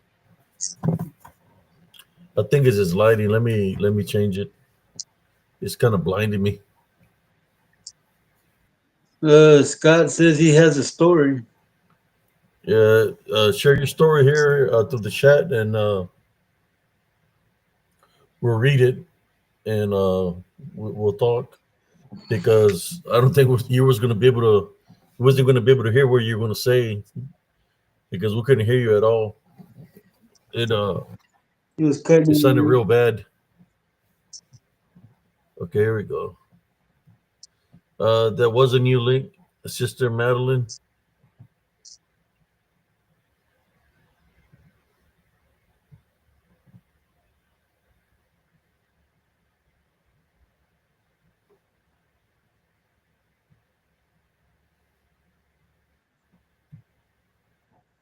Okay, there's Brenda. You got your headset on, Puma? No, I've never needed a headset Oh, okay, okay. with my tablet. I hear like something, but I don't know where it's Needed it in coming from. school. Yeah, no, man, I don't even have my ceiling fan working Can anymore. you guys hear me? Yes. I can hear you Okay. fine. I was gonna.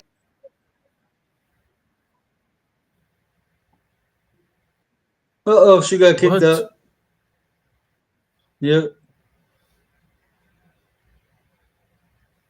Wow.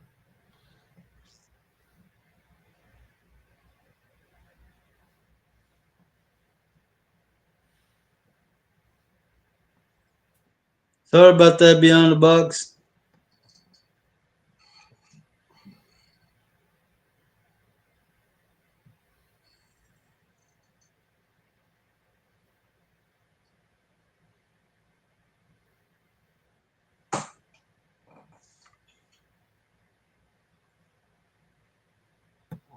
Yeah, we couldn't hear Scott at all.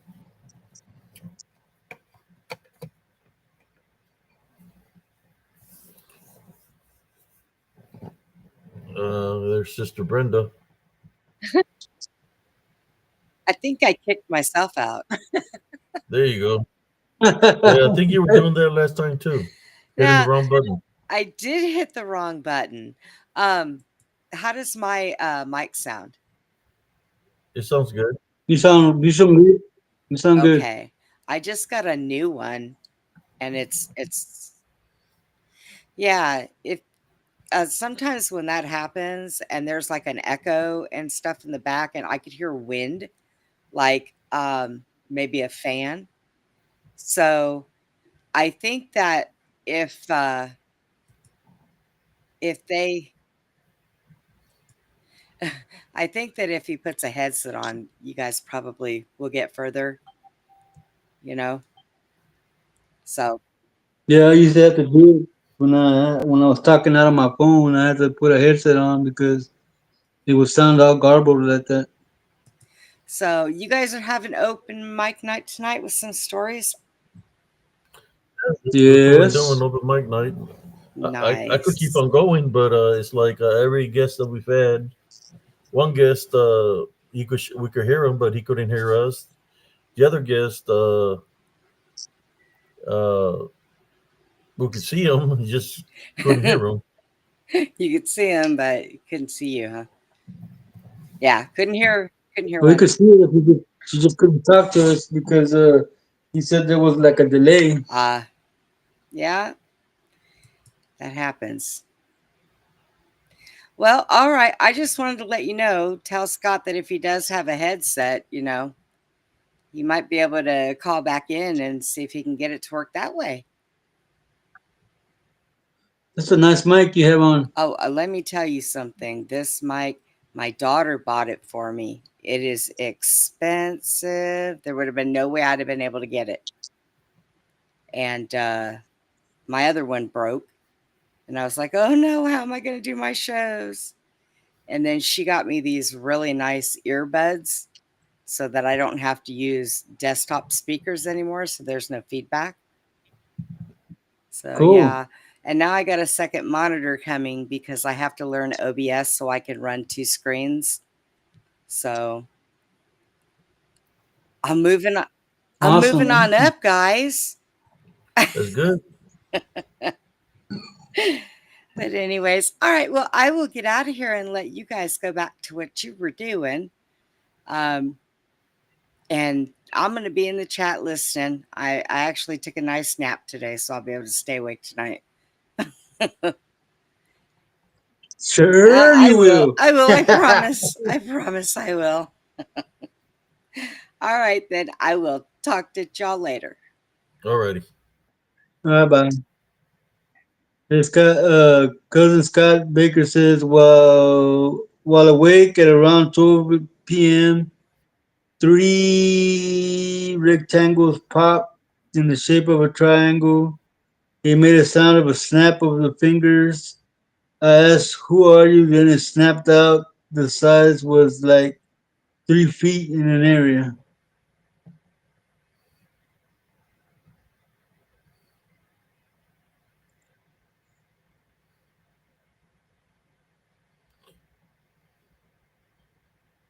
Just while awake at around 12 p.m. Where did this happen? Inside his house? Outside his home? Uh, Probably, I think, inside his house. was it inside your house or outside your home?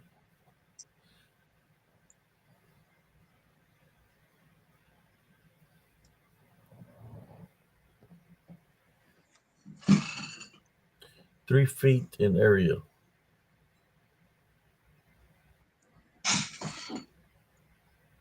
Well, it's still three.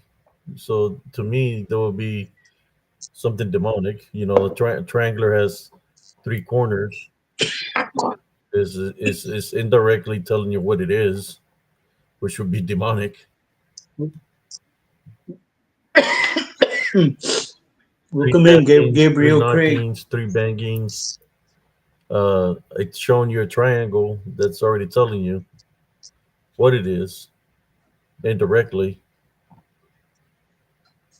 Did you tie bind and rebuke in Jesus Christ's name just to test the spirit or whatever you was witnessing?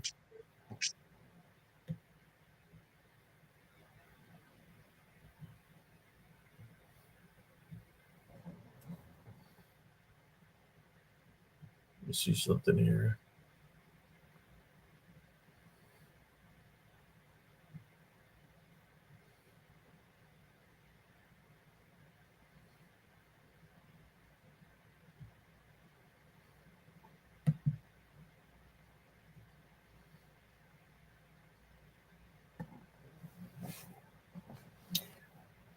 Yeah, there's times where there's things, there's unclean spirits or demonic spirits. They do everything in threes. For example, like the three uh, tapping sounds, three knocking sounds, three banging sounds. Sometimes you hear or see they come in threes. Like you see three shadow figures. You could see three orbs. Uh, they also come in the color red. When they're in orb-like shape. Uh, but they do everything in threes. Sometimes when they scratch or spiritually touch you, right, and their manifestation, if you have them open, you'll have three marks, like three scratches. They're basically indirectly telling you what they are, which is demonic. The number three represents that itself, that the demonic, and it's going against the Trinity, the Father, the Son, and the Holy Spirit.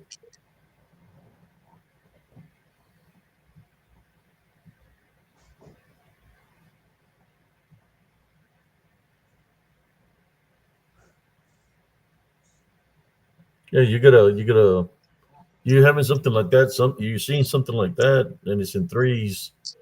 You got to put it to the test, brother Scott Baker. I don't know if you were afraid what you were witnessing. What is it that you did? But sometimes when somebody sees something freaked out, they're not gonna. I should say they're gonna. If they don't train themselves, they're not gonna respond to what they're witnessing immediately.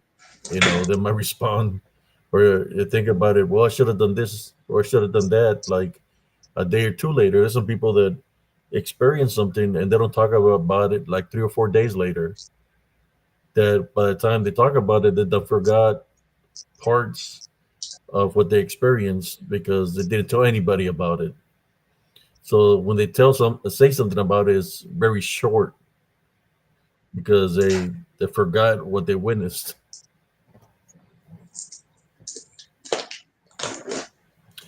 Sister Never's Angel said, we have 3 loud knocks on my front door a few times. No one was there. Yup. Been here where I'm doing my live and you hear the bangings like of threes. Sometimes you'll hear 3 growls, or like if somebody's stomping or 3 sounds of hoofs or 3 cane sounds. 3.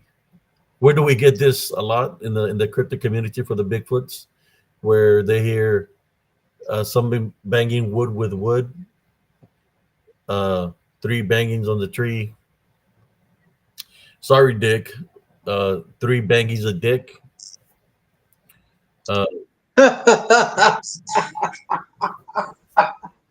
Bangings a 3. You hear it in the Bigfoot community. Well, the Bigfoot banged the 3 times with another piece of wood. For those who know about Mother Nature, there's a lot of depressions. Echoes get trapped within Mother Nature. So if you make a sound, you might hear the same sound you're making in the distance. That's called an echo. If somebody makes a yell in the distance, you're going to hear the same yell you're making, but it's called an echo. Now, if you're not making the sound, you're not banging nothing, and you hear the banging all of a sudden in the distance, then you might have something there. That something is banging, making the banging sound on the trees. But if you do it and give it like maybe count to 1001, 1002, 1003, 1004, 1000, 6, 7, and you hear the sound, it's because it's the same sound you're making. It's echoing. But if the sounds are coming out of nowhere and you're not making no sound, for example, you're in your bedroom laying down asleep and something wakes you up, 3 tapping on the windows, 3 knocking sounds, or 3 banging sounds, and it's 3 in the morning, then you already know. It's already letting you know what it is because it's making those sounds at 3 in the morning. What does 3 in the morning stand for, represent, Cousin Jesse? 3 in the morning is the demonic hour. There you go, the demonic hour. It starts from 3 to 6 in the morning.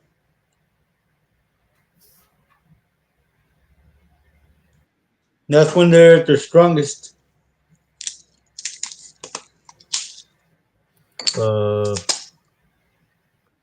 Yeah. Sometimes they might do. It could be something simple. They might do, for example, 3 coughs. Like somebody's coughing 3 times. They could do 3 claps, right? Everything they do is in 3s. You could have 3 rocks thrown at you. 3 rocks thrown at you. Or you could hear knocking of rocks. Cling, cling, cling in 3s. You could hear 3 honks. Honk, honk, honk. You could see somebody flashing the light 3 times at you. All that is signs of that. 3 times the door slamming. Boom, boom, boom. You hear Santa Claus saying ho ho ho. Yeah. If it's Santa Claus saying ho ho ho 3 times, you better put that test to the spirit to the test. It'll be something else doing it in 3s. And he's wearing red.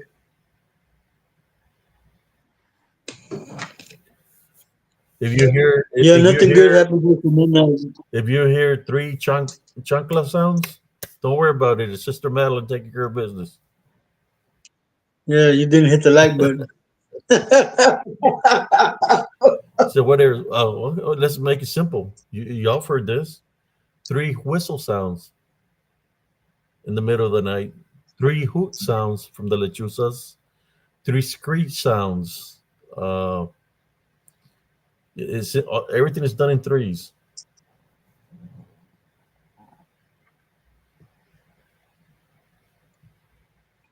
Wow, Cynthia. Sister Madeline. She put the little chancla. Sister Madeline, you messed up. You're supposed to be put 3 chanclas. You only put 1.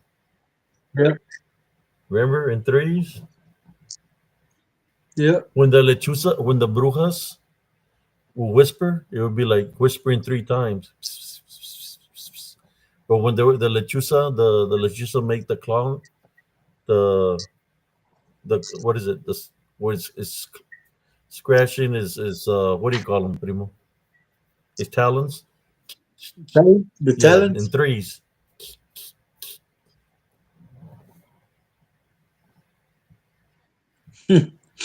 Si le echas chile, Juan, te sacan el diablo.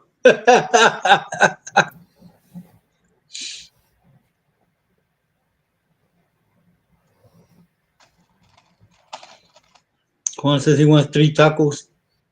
3 tacos. There you go. There you go. 3 chanclas.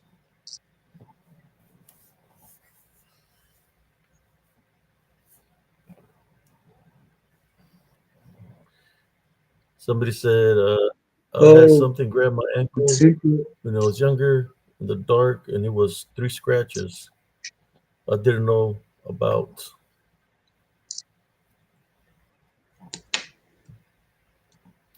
Okay, yes, demonic. there's one thing that might happen to a lot of people.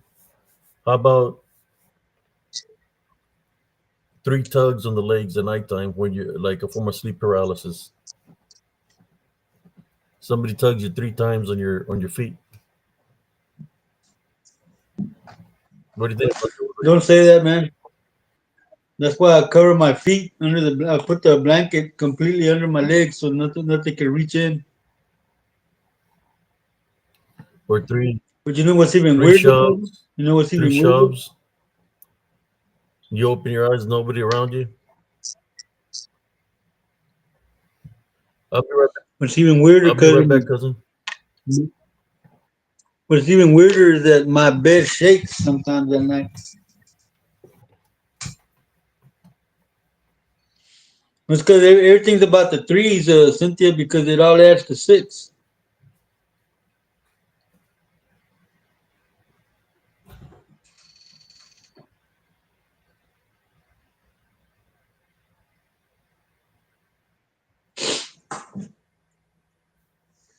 Yeah, it all adds up to 6. Everything adds up to 6. You know, the number 666. Yeah, that happens all the time to me, Monica. I'll be asleep and I feel my bed shaking. Yeah, just ignore it. It's been happening since I was a little kid.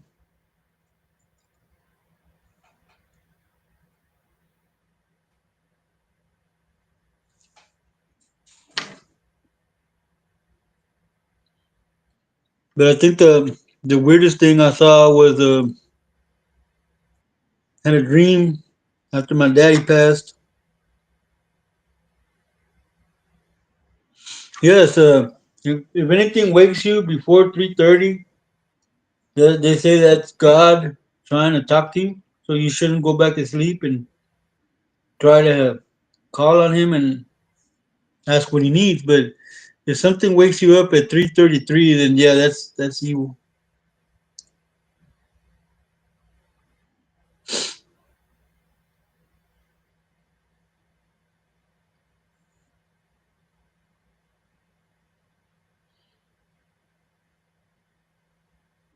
Yeah, that kind of freaked me out a couple of times. The first time that happened, the bed shaking and whatnot. But I got used to it. Usually nowadays when that happens, I just blow them an air biscuit.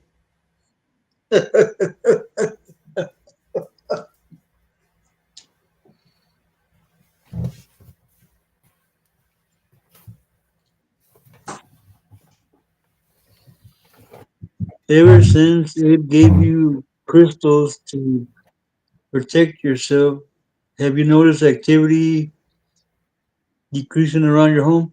Yes, rain. And then when I take them off, I put the this one that's hanging out. This one I put it on the doorknob inside my room, and right there when you walk in, I got a big piece of selenite about like that thick in there. And then these I put these on the closet door for my protection.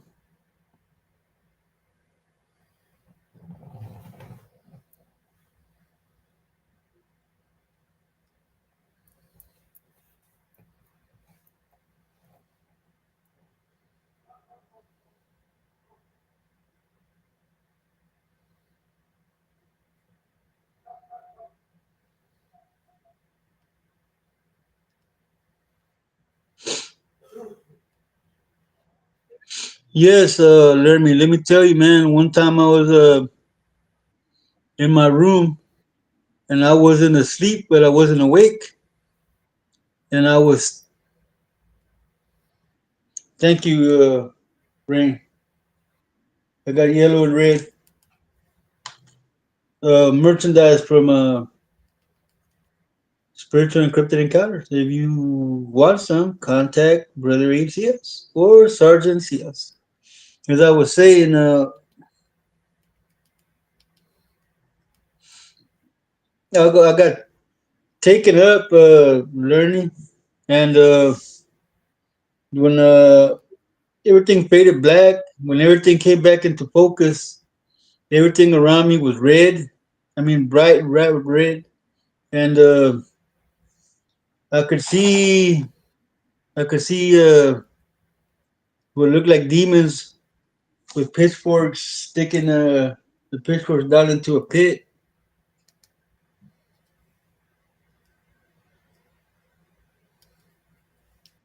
I know because I have my tablet upside down because I plugged it in so it wouldn't die.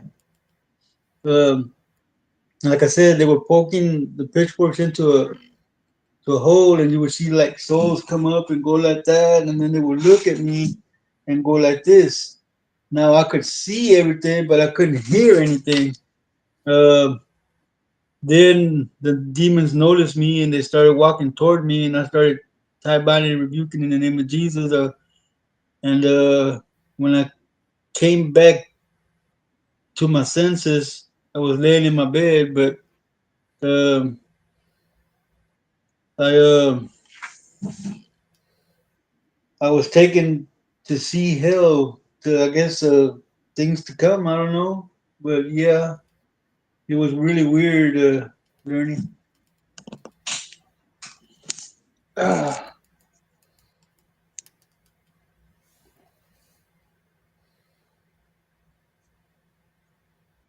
is that better, guys? What's up, Joe Burgess? Oh man,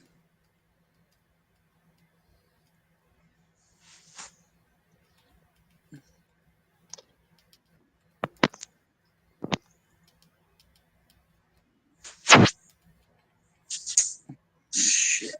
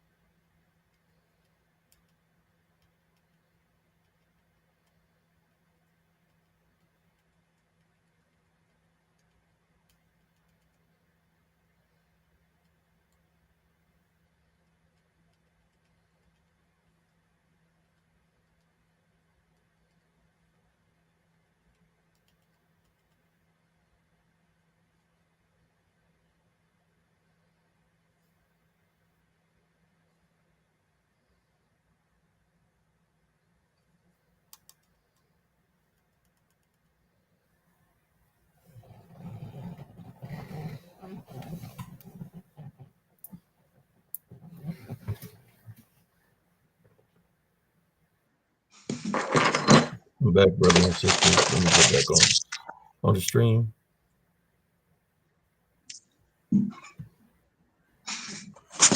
There we go. I'm back. I don't know what happened. I came in, cousin Jesse was in here. I think he got enough. I got kicked out, bro. Was that? I got kicked You out. got kicked out? I got kicked out. Yeah. Oh wow.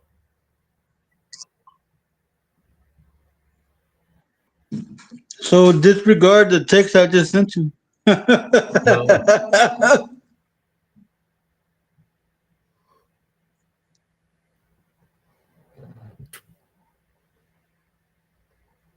I got all kinds of crystals, sister. They're everywhere. Right here where I do my lives, it's a well protected area. Is There's a place here in Fort Worth that I go to get my hats, man.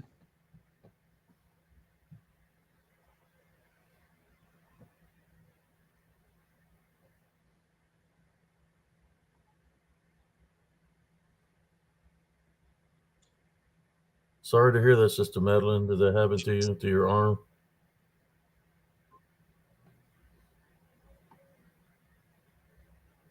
Let me catch up on the comments. I'm way far behind.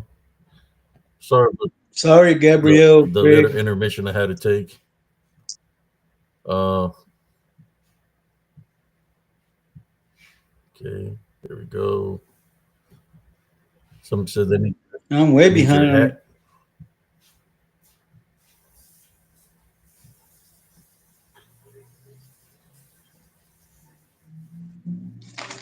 I know. Last thing we were talking about, it was dealing with threes. You know what's weird about this, brothers and sisters? If you really think about it, when we talk about in threes, there's another thing that lets us know that they're demonic. One thing that they do, especially when you're chasing a dark shadow figure. The one I chased to an Elms Grove, that it went into a tree. But think about it. Tree, if you add an H to that, is 3. So it's letting you know that it's demonic. Just got to be smart about it. It's letting you know that's what it is. That the dark shadow figure is going into a tree. 3. You know, is letting you know indirectly what it is. Just gotta think about it, right? We probably got off that for a while now.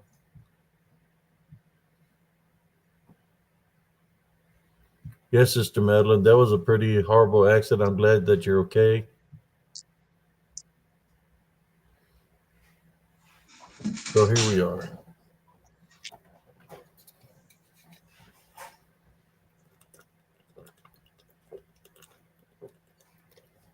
So who's going to be the lucky guest? Let me rephrase this chat here, or this link. Maybe somebody is going to want to join that is able to utilize their speaker if they want to share a story. Okay, what about if they whisper your name, mom, you anger it what every time and tell you all the way, then it does it again right in your ear. Your kid is not there but asleep.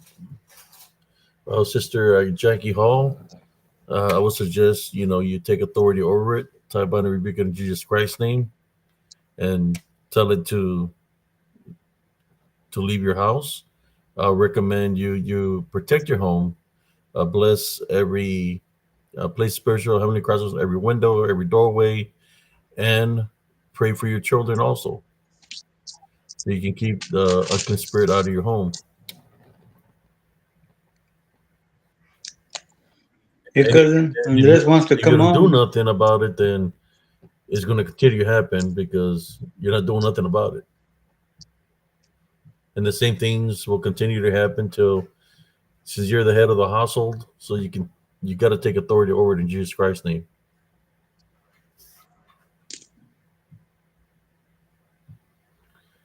Yeah, I'm fixing to refresh the link and share it. Let me refresh it first.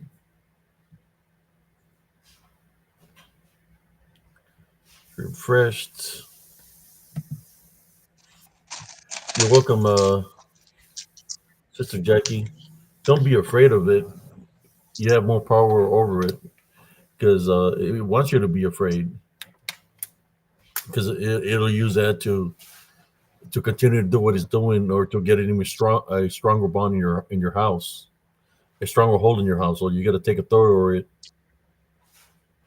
not be afraid, and you tell your children not to be afraid either because they have the same abilities. They're closer to being angels than we are because they're innocent.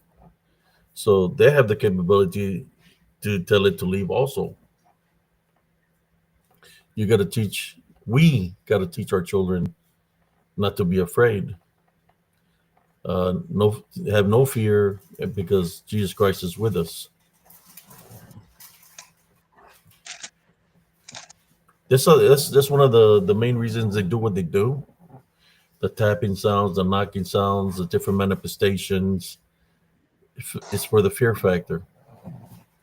We got somebody here trying to join the stream. Andres, how you doing? What up, Andres? ¿Qué pascuis, vato? What's up, guys? How you doing, brother? I'm doing all right. What about yourselves? Alrighty. Doing good, doing good.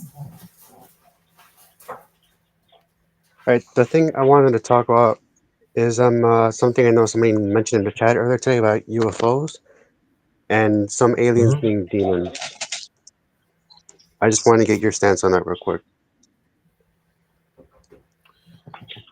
Nothing can come in or out of the firmament, Andres. Nothing new has happened under the sun or sky since the times of old. So since nothing can come and go, what you're seeing is not an alien, they're demons.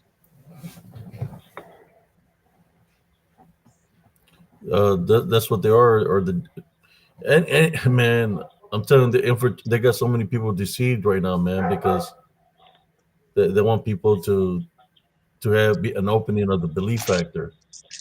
I use this as an example. I mean, I know you want to talk about the UFO, but besides the UFO, there's people that believe in UFOs, that believe in the aliens. You got people that believe in Bigfoots, werewolves. The belief factor is a key word right there. They have the ability, these demons have the ability to manifest to look like a giant orb, can look like a dimension, it can look like a flying object. It can manifest to look like there's people that say they've seen a graylian, this reptilian. Uh, all these things are just manifestations, in which I would say put it to the spiritual test, and then you'll know the truth, which would be tied by rebuking in Jesus Christ's name. And if that UFO that you're seeing disappears in thin air and you don't see it going back out into the atmosphere, then you already know that when you tie binary rebuking in Jesus Christ's name, that and it disappeared, that it was a demon. All right, the reason why I wanted to ask that real quick, and also hello chat, is Hmm. because there was a small craft. I didn't see the actual craft, but I saw three lights that would appear in the sky above what appeared to be like a pantry or something that's near the store that I go to finish from my house. Three Hmm. lights would always appear several days in a row, and they would just go in circles. But one light seemed to lag, and other times it would be in tangent with the others. And I actually managed to catch a video of it. I saved it, but when I tried looking back for it, the video was gone. Like it was deleted from my phone. Hello, Drill Sync. How you doing? And the reason I asked you that was because the craft I encountered must have been a demonic in nature, was because I actually said both in my mind and in my head in the name of Jesus Christ, I banish you from here several times. And this was a craft that showed up for years. And it wasn't until I did that that it just stopped. I haven't seen it since. Yeah, it Wow. fled because it was demonic, and you use Jesus Christ what you're supposed to do. When I did that to the Bigfoots I encountered in the wood or werewolves, because I go and see their silhouettes and their eyes glowing white glowing eyes looking at me. I put it to the test. The spirits to the test. What we're supposed to do. I started saying the Our Father, and as I was saying the Our Father for protection, I could feel the. I went to my safe haven where my love foundation is, and it's like it feels so peaceful. And I ignored what was around me. I ignored them, like made a tunnel vision, and I kept on praying. And as I was walking in between them, because they were in the sides of the path, they acknowledged the deliverance prayer of the Our Father. They were saying, that's what they were saying, you know.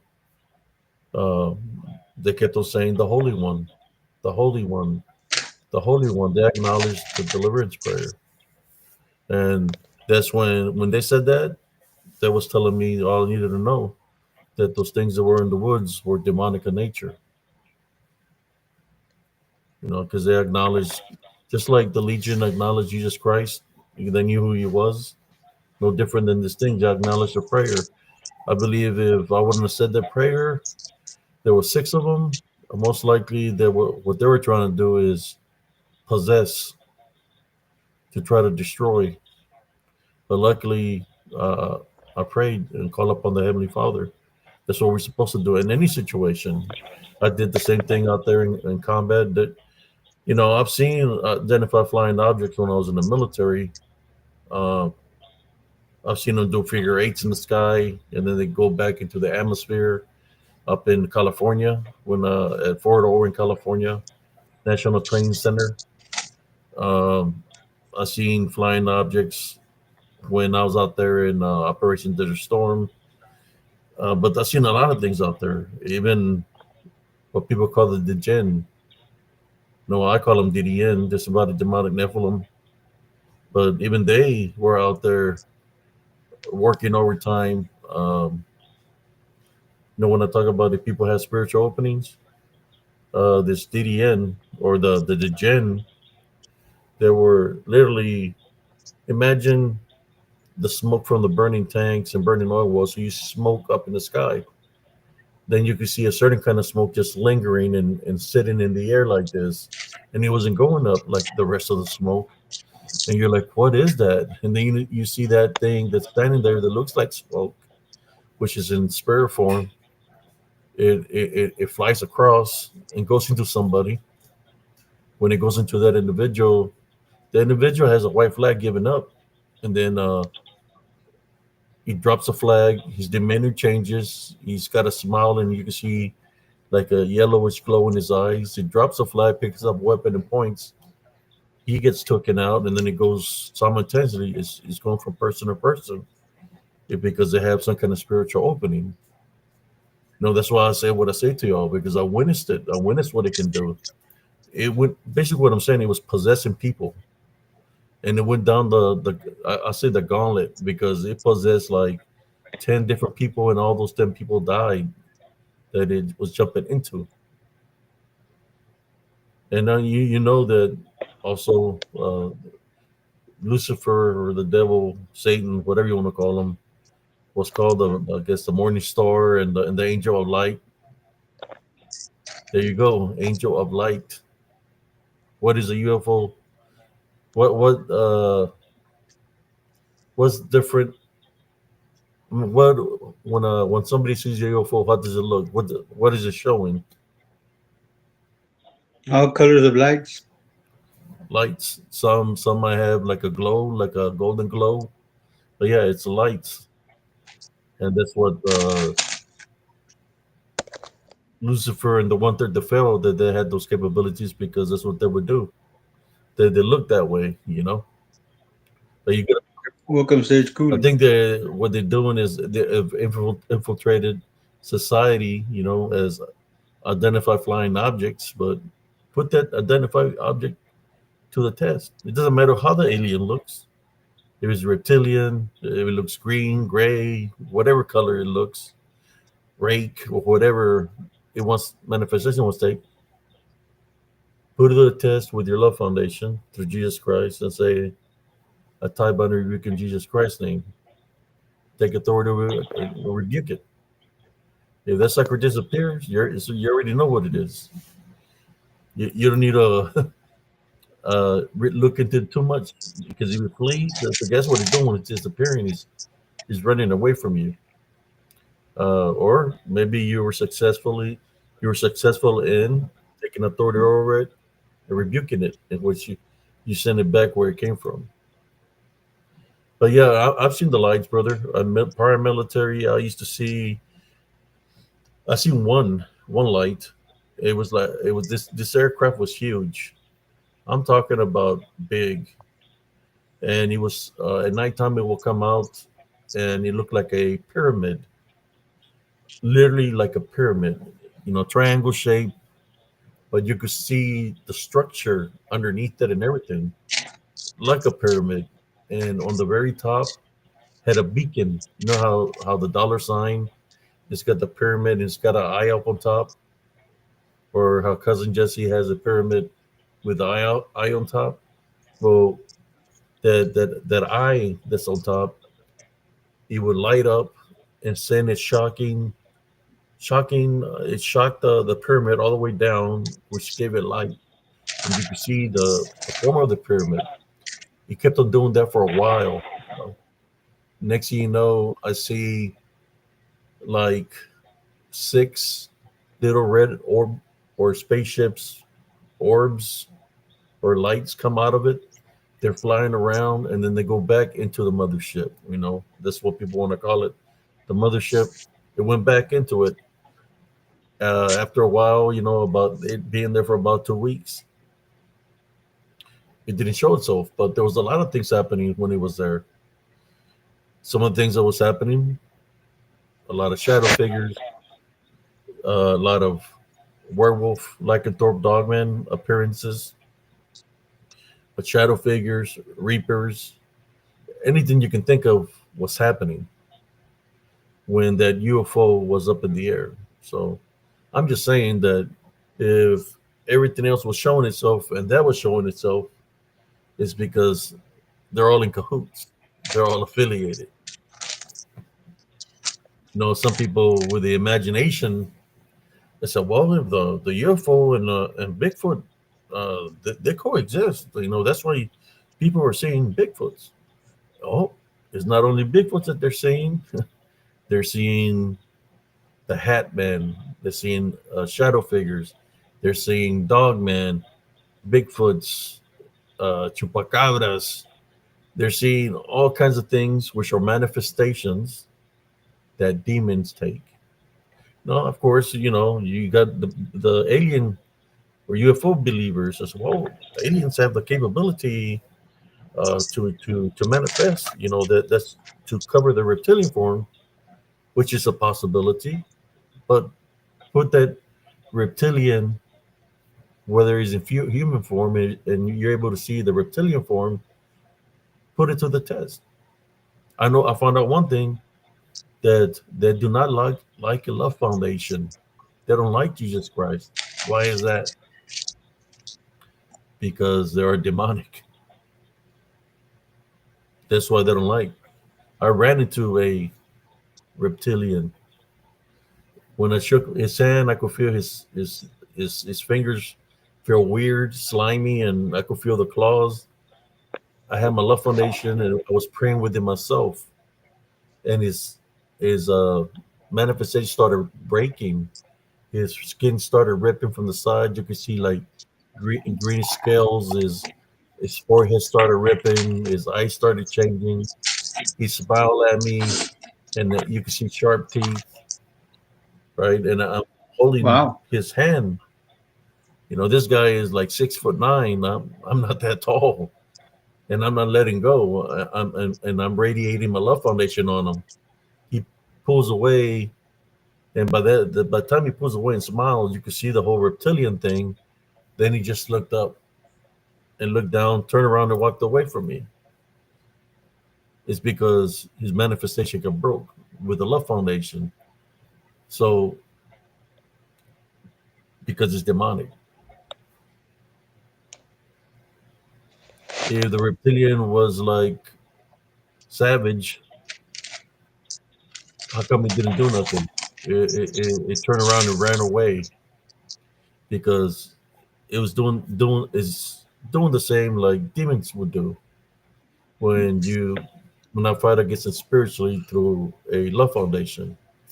They flee because a love foundation, the heavenly love foundation. I'm not talking about the woke stuff. I'm talking about the heavenly love foundation, the relationship you have with Jesus Christ. They flee. It's because they're the same. They're all of the same.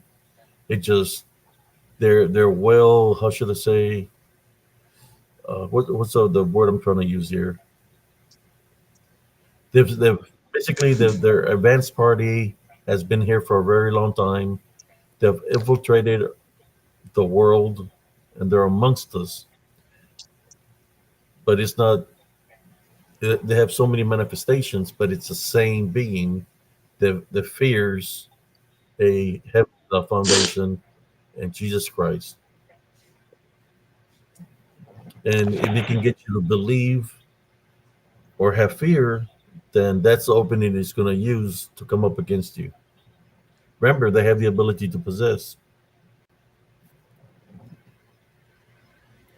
It's kind of like the people that say they get taken to an aircraft and that they got probed and all this stuff, but they don't remember nothing, only certain parts and pieces of what happened to them. The reason they don't remember everything is because their body didn't belong to them at the time because they're being possessed. So they can only remember parts and pieces of what happened to them. But of course, they're going to use, oh, they got probed, they got done this, because the demons don't want to be revealed. So they use that to deceive the person that really got spiritually possessed because they don't want to know that they don't want the truth to be known to them. So I know people that they say the things that they do or that they've done that were out of character. It is not because they were possessed. It's because they said that they got abducted by aliens, and the way they act is because of the effects of being probed.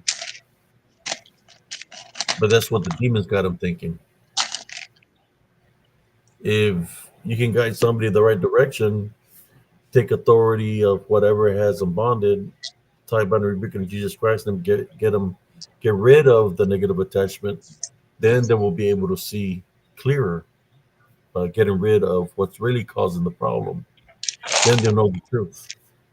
But demons don't want to let go of people that they have bonded, so they'll make it harder, for someone to try to free themselves from that bondage. They, man, I've seen it, but I help out people that are bonded pretty hard. I've helped them come out of that bondage, man.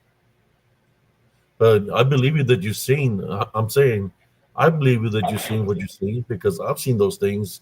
But just because you're seeing something doesn't mean it's real. That's what the illusion is of that. Is the demons that want you to believe. They don't care. They don't care if they're looking like a little alien, a gray alien. They just want you to believe in them. They believe it, you believing in them. They're like, oh, we got him. Let's go. Yep. Let's go, boys. The party's here. He's believing in aliens. He's believing in an elf. He's believing in fairies and pixies. Let's go get them, boys. He's believing in leprechauns. Believing in unicorns. Whatever the case is, they're gonna use that. Well, I hope But that I answered your question. you've seen something. Maybe you have a spiritual gift, brother, that you're able to see these things. And I'm more sure if you were to focus with the love foundation and having a relationship with Jesus Christ, that you'll be able to see even more. But some people, just in due time, you got to have that relationship so he can bless you with a spiritual gift discernment, because some people are not ready for to see. I mean, how should I say, to face what they're being shown. You know, some I can people. definitely, Go ahead. I can definitely understand the belief thing, and I know Jesus and God are real because I was actually filing for disability, and I actually Mhm. prayed to him to see if I can find, to see if they can have a judge who, who he can see if he can give me a judge who was compassionate and who was thorough with their cases. Mhm. And I pretty much got exactly what I wanted. I and prayed for at least a couple of days, and the moment that day came up, I was very blessed that I got exactly what I wanted, more or less. Well, that's good, brother. But I believe you do have a gift, brother, of seeing things of the spirit. Uh, the only thing I can say to you is annotate, keep a record of what you're witnessing. That'll be your cause, your wisdom. And if something surfaces up, trying to come up against you and didn't understand or how to fight something, well, you're not going to fight those things through anger or hate. You're going to fight it through a love foundation, through Jesus Christ. That's the only way to be able to overcome them. Because I've heard it, I've seen it where people go challenge these these things, you know, of the manifestation they take, but when they challenge them to a fight, well, that's the opening he uses to attack them and demonize them, because they're challenging them to a fight in which they're allowing them to go to them, and that's when they attack. So the only way we can overcome those things is through Jesus Christ. Many times that I've gone down my investigations during the day, this is during the daylight, they're all around me. I'm hearing the growlings. I'm hearing things running around me. I'm hearing somebody saying something to me. Somebody saying, "Help me." Another disembodied voice is saying, "Fuck you." Uh, then I Mhm. hear many disembodied voices, and they're saying, "Let's get him now." I hear them saying names of my family members, brothers, sisters, those that are not here anymore, and then start talking a different language. Uh, so that's when I go into prayer, because there's so much activity around me that I have to go into prayer, because I know that they're there for a reason. They're there to try to uh, overwhelm me. So I go into prayer and I tie by and rebuke him in Jesus Christ's name. I make my spiritual stance against them with no fear. I think some of the videos, I've been out there during the day, and cousin Jesse here, he'd be like, "Cousin, get the fuck, get the f out of there! They're all around you." Yep. And I You get just I surrounded, see man. what he's saying in the comments, but what's happening is all of a sudden I don't have no more connection. When the connection stops, I could hear all this activity around me. And it's like, man, I wish the people in my mind, I'm like, I wish the people could hear what I'm witnessing, or see what I'm witnessing around me. That the connection will be working right now, because you will be able to see movement. You will be able to hear these different voices of what they're saying. Then all of a sudden, my connection comes back. But by then, when it comes back, You're they gone. stop saying what they're saying. But I go into prayer. I'm praying sometimes that the connection comes back. I'm saying the Our Father, because I'm fighting spiritually against them. I remember that day I started walking back out, the connection got lost. When it got lost, I felt somebody come and clothesline me, man. Try to hang around my neck and throw me to the ground. No, I'm a heavy dude. This thing just did in. They're massive. They're big. He tried to throw me to the ground, but I stayed strong. It made my one of my legs buckle, and I kept on praying. Uh, and I got out of there safely. I walked out of there, but it affected me because one of the areas they like to attach itself to is the neck area, your spine.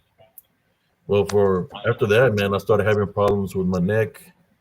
That I stopped going out investigating. I think I stopped investigating for about what 4 or 5 months, cousin, 6 months. Yeah, about.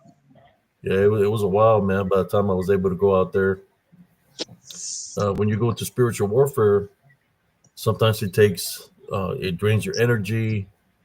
You get caught up in areas where it's kind of like a time warp or a time loop where there's no time. So you're stuck in the same area for a while, for about 5-10 minutes, and you're repeating the same. It's kind of like, you remember the VHS back in the day that it would replay itself certain parts, the same part, Yeah, and it could replay itself like if you it timed would it. glitch. It would glitch. Yeah, it would glitch, but it would repeat itself over and over and over. I've been caught up in those glitches where I'm out there recording and I'm caught up in a certain glitch where I'm going through the same path over and over and over, and I'm saying the Our Father and all this, caught up where there's all kinds of activity around me. Then I'm able to get out of that glitch, and then when I look at the recording, and the recording is not showing all the video recorded because I lost time. So there's times when I come out of those woods that it felt to me that I'm behind on time, or sometimes I feel that I'm ahead of time, in which even though I'm here, I feel I'm affected by it. So it takes time for me to recuperate from that. But yeah, it could be very dangerous when you're out there searching for answers, or it's not that I'm searching for answers because I know what's out there, but I'm just out there to get proof of this thing so people could be aware of what they're up to. And what they're up to is to see people. That's what they do. You know, Good deceive night, people. Gabriel. Yeah, this deception is the number one thing. Is try to deceive as many people as possible. Rest well, Gabriel, Craig. But let what's the name speak, man. I just been talking. I forget it's open mic night. Sorry, man. When you get old, you forget things. But so this aircraft that you're seeing, how many? You say you've seen it for about a week or 2 weeks? That's the thing, Abe. I've been seeing this craft for years, ever Oh, since I for was years. little, and that's another thing that I need to mention. I've seen at least two of the same crafts that are two different sizes. One that I mentioned earlier, and another one that I was much, much younger, elementary. That was at least the size of give or take a parking lot. Wow. Even the lights were different on this aircraft because instead of the first craft where the lights were just going together in tandem in a single circle, the bigger one, the lights were more or less doing the same thing, but the difference was that the lights were actually coming together and they were spreading out again. Spreading out again. I didn't actually think of What praying. what state was this, brother? Illinois. Illinois. Hmm. That's where cousin Jesse had an experience with a double hanger Yep, yep. in Joliet. Joliet, Illinois. Jesse, are you serious? Yeah, Joliet, Illinois. Yeah, yeah. her That's where I uncle. live. That's where you live. Yeah, You might be related. this was back in 1972. Yeah, my little brother was born there, man, and pretty sure you heard me tell the story before, but if you want, I'll tell it to you again. We were staying with one of my mom's brothers, my uncle Joe, and we were sleeping in the living room. I got up in the middle of the night to go to the bathroom, and on the way back, I went to the kitchen again, and I saw my little brother standing in the kitchen. And I went up to him. I said, "Hey man, what you doing? Aren't you supposed to be asleep?" And he's like, "Let's go play in the basement." And I'm like, "Nah, man, I want to go back to sleep." And then he turned, and his eyes had like a little red tint to him, and his voice wasn't really his voice. So I'm like, "No, man, I want to go back to sleep." He goes, "Let's go." I said, "You know what, man? Let's go. But you go down first." And he got in front of me and walked down the stairs. I took uh, two stairs and turned around and ran back up and closed the door behind me. When I got to the living room, my brother Joe was asleep in the living room. So yeah, it was a double ganger. I don't know what he wanted me to take me to the basement for, but I'm glad I didn't go. I brushed it off, man. I just got my blanket and went back to bed.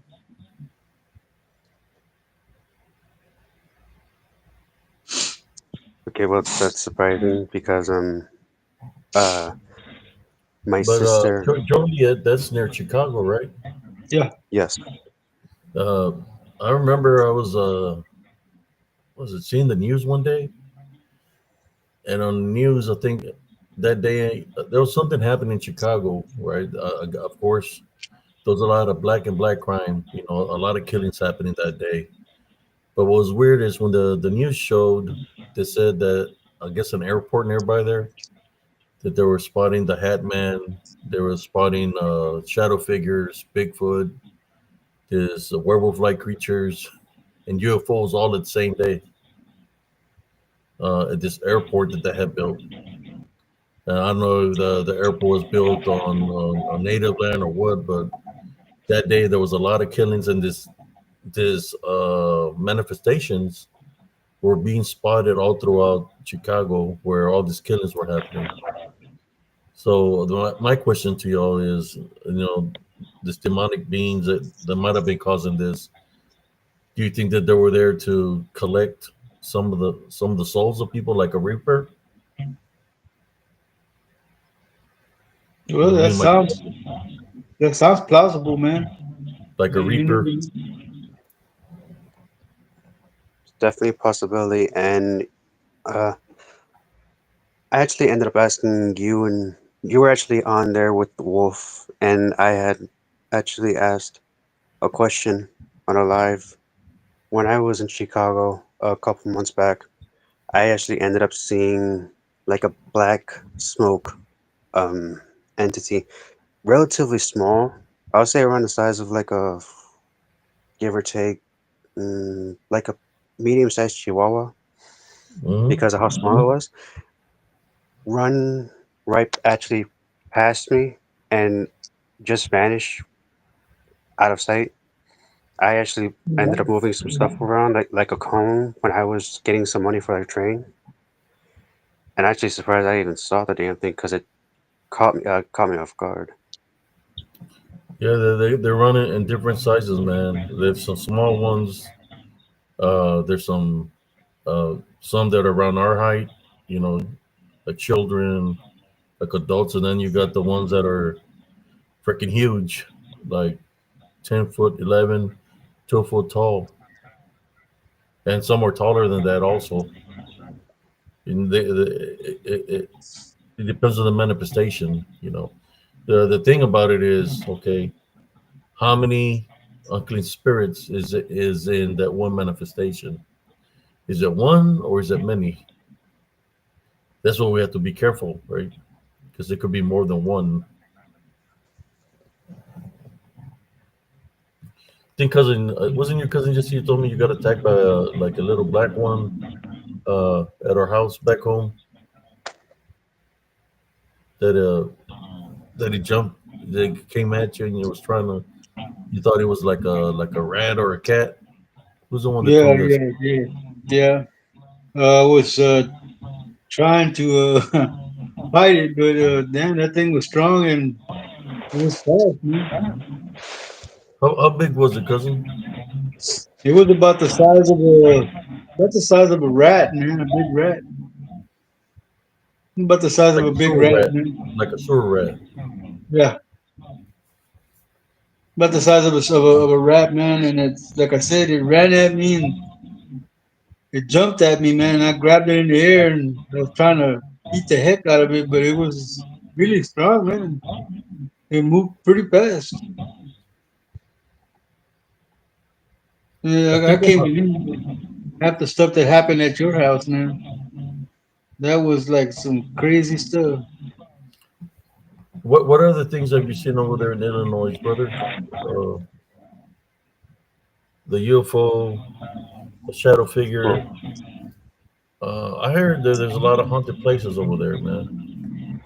I haven't been to many haunted places, but when you mentioned the red orbs earlier, I actually had the same thing happen, except they didn't go into the mothership. They were actually heading somewhere, and I do have that on video. I have two of the orbs actually, like a piece of it splits off and then it vanishes into nothing. And I had caught that on video at least twice. Wow. And the funny thing is, you know how many videos they get of UFOs seemingly appearing on July 4th because of all the fireworks and drones that supposedly go out? This was on July 4th. Wow. So you can already rule out fireworks and drones because, and they were also in a triangle formation going somewhere.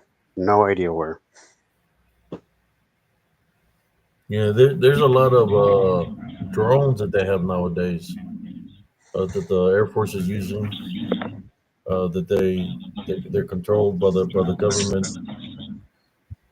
Just little drones and different aircrafts. I got some aircrafts that are rectangular shape and they can hover. So the Air Force does have a lot of high tech equipment, and there's advanced equipment that also is being tested that is way ahead of time. That is more advanced than the equipment we have right now. That's what our country has done over the years. I mean, for a long time. When you think that you're up to par with technology, well, they they're, they're already 23 years ahead of time. That they have other equipment they already have in play that they're testing out and stuff like that. And most likely, that's what people sometimes see is the equipment that we have. You know, which it can be very deceptive. Another thing, one of the things that I've seen a couple of videos that I think it was flares that were being dropped. That some people say, "Oh, that's a UFO," but it was flares. And there's some flares that can stand up in the sky for a very long time before they come down. Um, but yeah, you know, many things. You got satellites also, but they do have advanced technology. The government has the best technologies that they use. That they got it in training. They're testing out the equipment. I'll give you an example of that. It was Clyber Creek. There were the mechanics working on a tank. All the company had already gone to the rear. It's going to be the weekend. They fixed their tank, and I said, "Man, let's get out of here. I'm not going to stay out here all weekend." So we're driving down the tank trail. It was nighttime. I had my night vision on. My driver had his night vision on because when you're out there in the field, you're not supposed to have any headlights on. It's all blackout mode. So we had our thermals on. We're going down the tank trail. As we're going down the tank trail, I'm looking through the sight, and I'm the TC looking through the sight, and the driver's got his night vision on with his, you know, his his uh his hatch closed, and from the left side of the path, we see something very tall, and it's glitching, like it's something is short circuiting. But what's weird about it is whatever it has on, it's glitching and it's showing different pixels.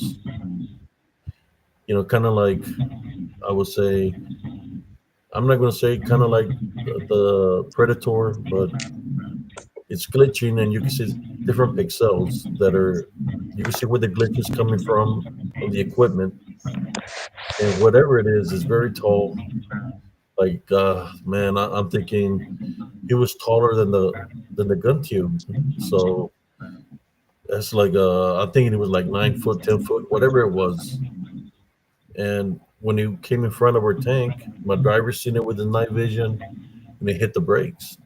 He hit the brakes. I hit the sight. And he's like, "Did you see that, Sarge?" I said, "Yeah, I seen that." We don't have no live animal because we had already done our training. So I grabbed the pick handle from a toolbox. We call it. I can't remember the name of the box, man. It's been so many years, but I grabbed the pick handle. When I got off the tank, well, yeah, I told him to turn on the headlights. I got off the tank, and I'm looking, and he opened up his hatch, dropped his night vision, and he's freaked out what he's seen, And I'm looking on the ground to see if I see any tracks, but tank trail, a tank is 65 tons, so all that's in the trail is nothing but dust, and it's a lot of powder, man. So if something stepped in there, it'll just cave in, right? Because there's so much dust there. I was looking, I couldn't find no footprints or nothing. So I told him, leave your hatch open. So when I jump on, I'll tell you go, punch it, man. As fast as we can, as fast as this tank goes, we're going. And we were flying down the tank trail. We finally made it to base. And when we got there, we parked the tank. And I told him, look, what we seen out here, it happened. We're just gonna keep it between me and you, and then we'll keep it at that because I don't want no heat coming down on us. You're not supposed to really say too much, especially it was like a top secret thing that whoever was out there with his equipment, it had to be something top secret, right? So we just left it at that. But when have you seen a soldier that's like 9 to 10 foot tall? Not really. So what the hell it was, I do not know.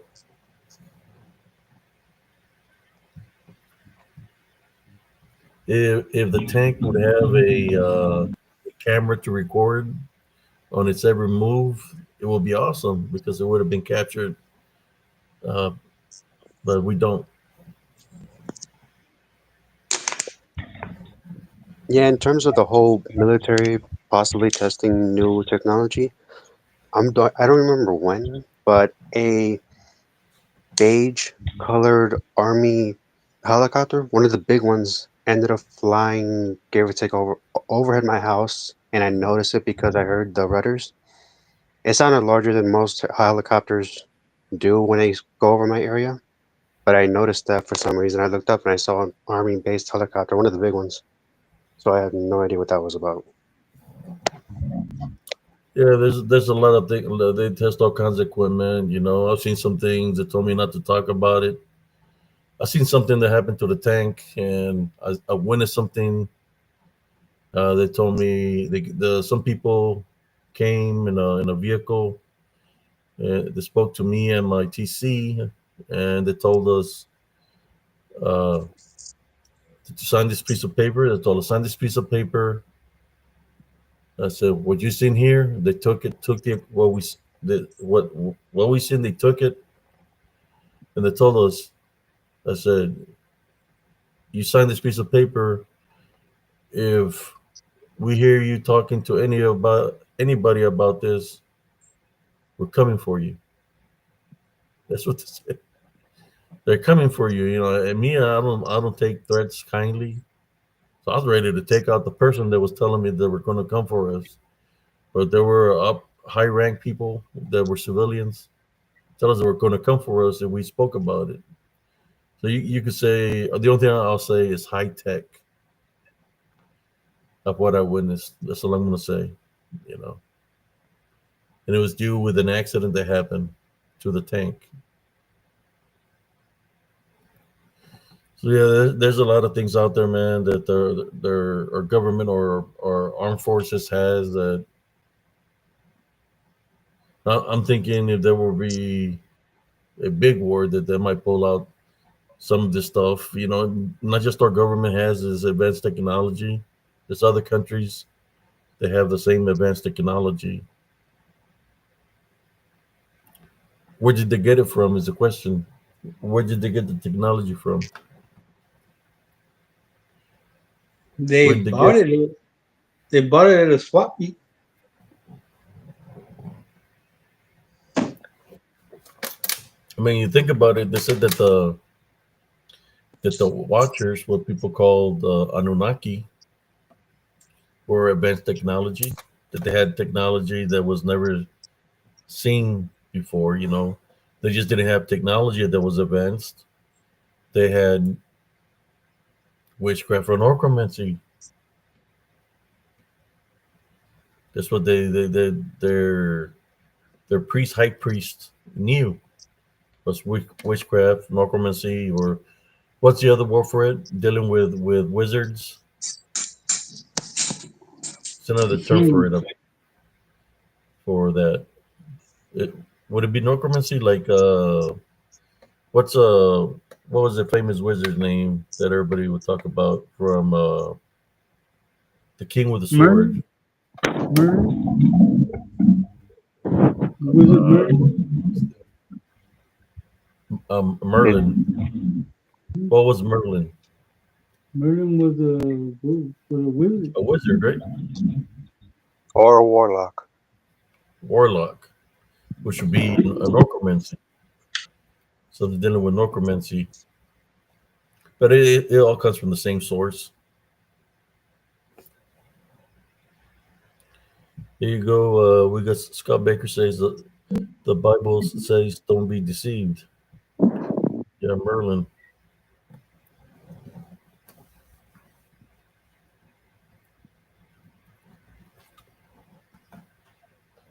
Alchemist. There you go. That's the word I was looking for. He was an alchemist.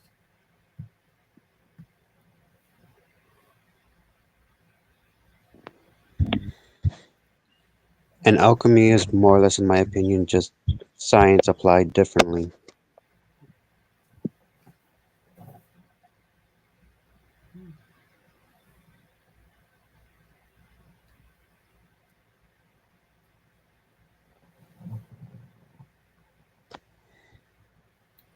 Hey, when you were mentioning that I possibly have a gift, I actually at one point in my home saw a distortion of an image, but it was small and it looked like it had arms and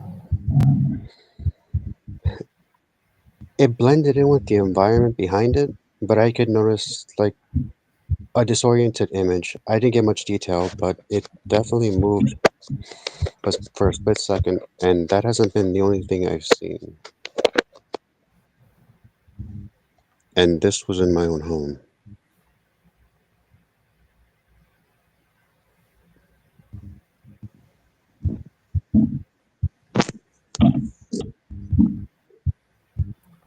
I don't know what kind of activity people's had in where they were born and stuff like that. I can tell you this: I've been fighting spiritually all my life since I was a kid. That's why I was a little bit different than most kids. What do you think I would always get physically attacked, cousin, by my mother? Yep, Is yep. because these unseen forces were attacking my mother, and they were using her to try to harm me because it was trying to plant a negative seed of Yeah. hatred.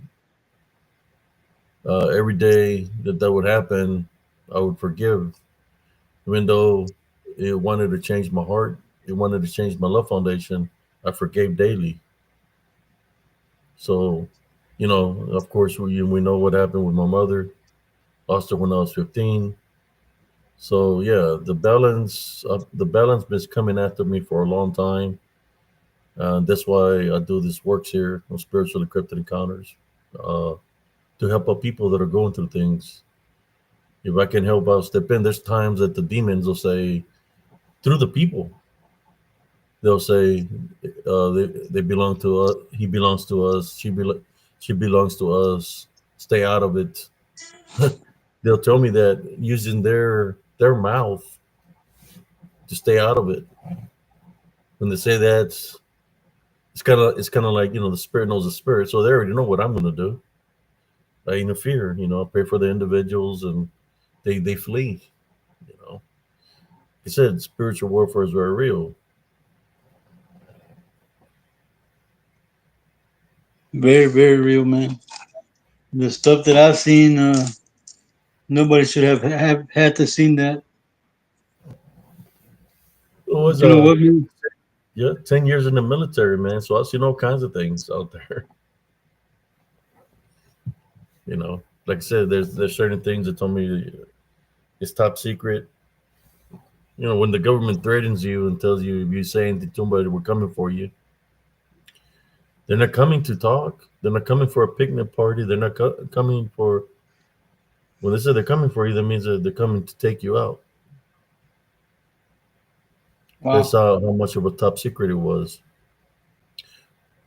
But what they don't know is that if they were to come take me out, then most likely they would not have made it home, Yep. You're and I gonna would walk still up be in here. here with, I would still be here doing this live like I'm doing right now. I don't know. Maybe I might have said something there a little bit in the inside to y'all right now, just for you to think. I faced people from other governments in the past, and I'm still here. oh, come, cousin, we're Part of coming it. on the 3 hour mark. Yeah.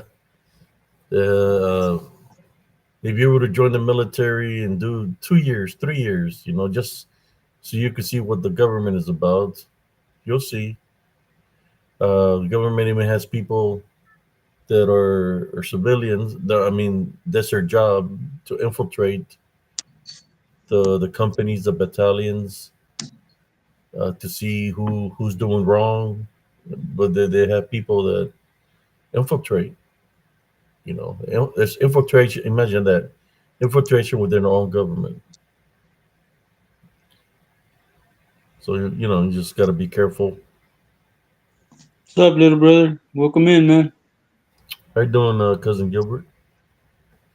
I think I had a image somewhere, but I need to find it. That's what I was gonna show y'all, but let him talk about something else. Have you ever had anything else happen to you, like that you couldn't understand or figure out? Um, how about since you're seeing the things that you're seeing?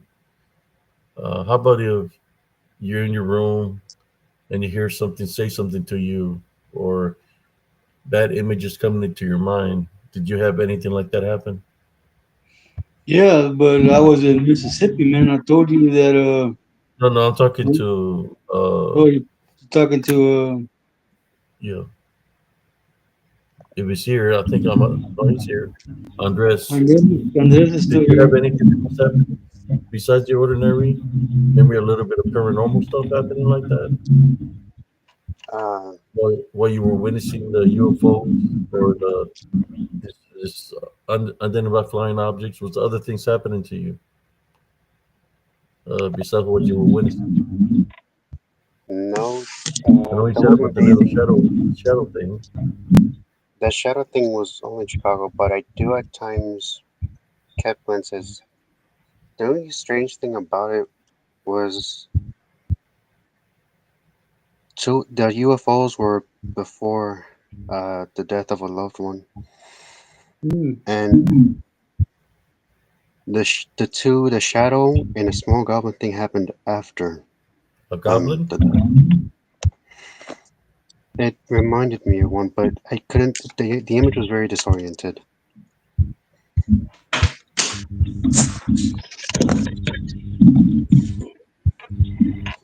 and those two events happened after her death. And I actually ended up seeing another shadow figure, but this one was tall, and it was in the shape of a woman.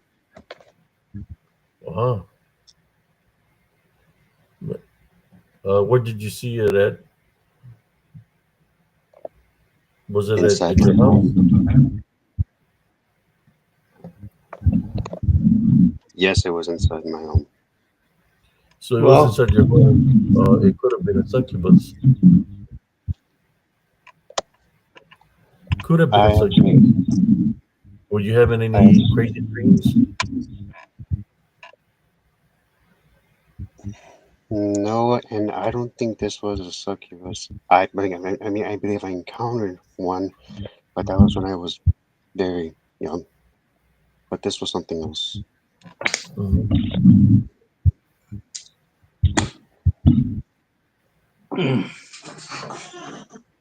What's up, little brother? Did you take some water wings over there, man? Heard it's been raining like crazy over there.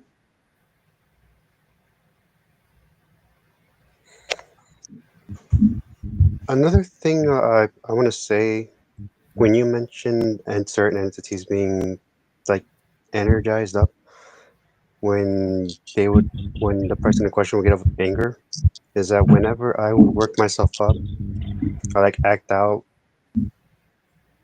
like you're acting out certain scenes of like a TV show or a movie, and you suddenly Mhm. get the emotions like all the anger, like you're excited, like it just builds up within you. Random stuff would just happen. It was mostly objects moving on their own, or I hear a sudden like a noise that's a few feet in front of me, or at least on the side, would just randomly for some reason move. And I'm not like shaking the ground or anything. It happens. And I happened actually in my room. My medication was sitting on my stand dresser. I mean dresser. I got angry. Next thing I knew, the thing just tips over by itself, and it can't tip over because you need to add a little weight to it, given the bottle was full, and it's also laying on a blanket. So I'm not even sure how that happens. What do you think about that, cousin Jesse? That's crazy, man. I've never experienced anything like that, man.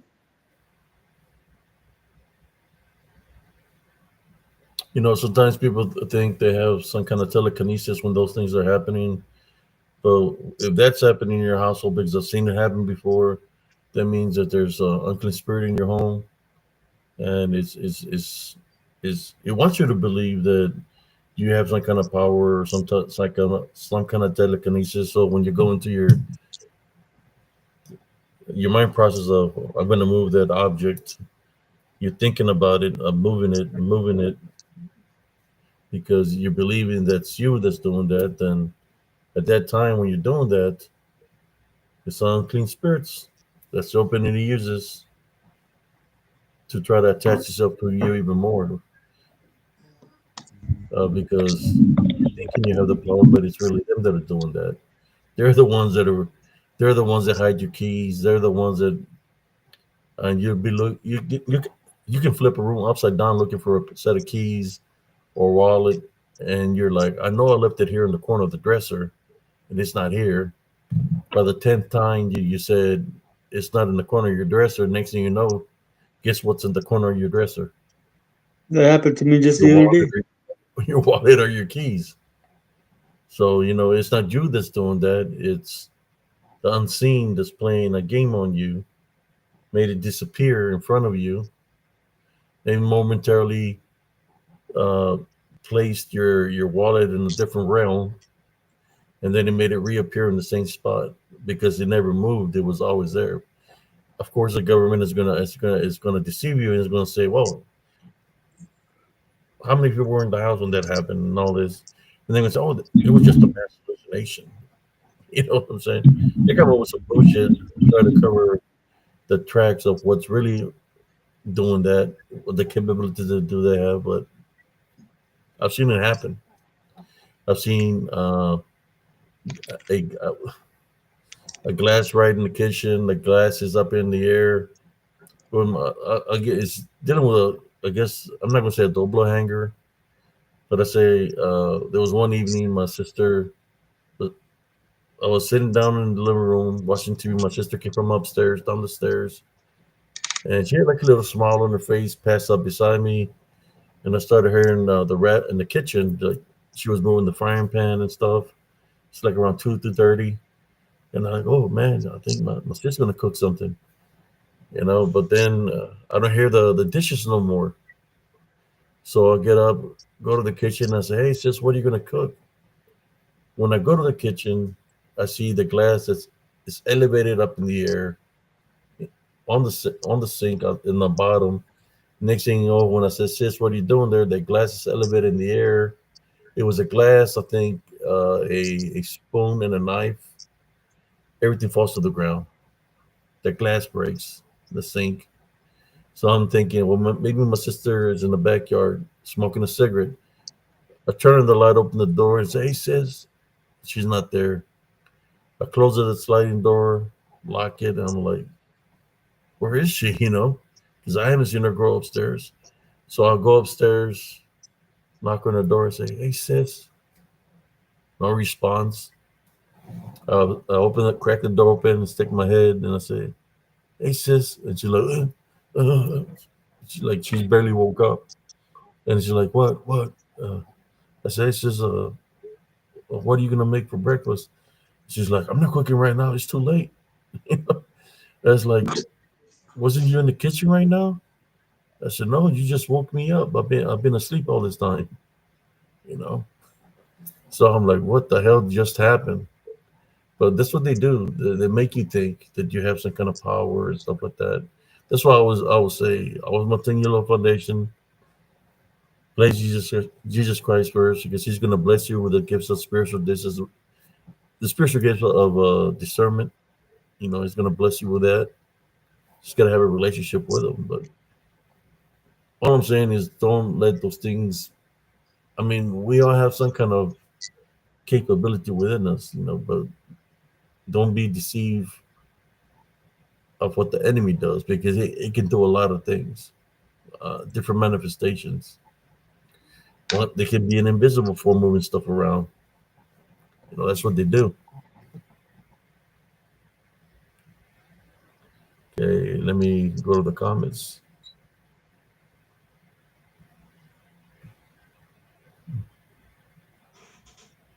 Andres, you had a lot of frightening experiences. That's what Stephen says.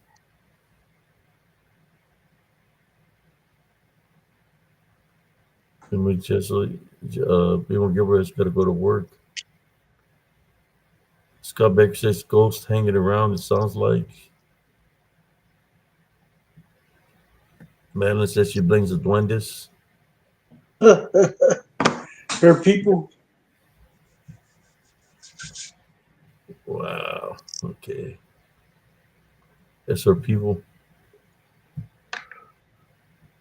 We've been gone for 3 hours and 8 minutes.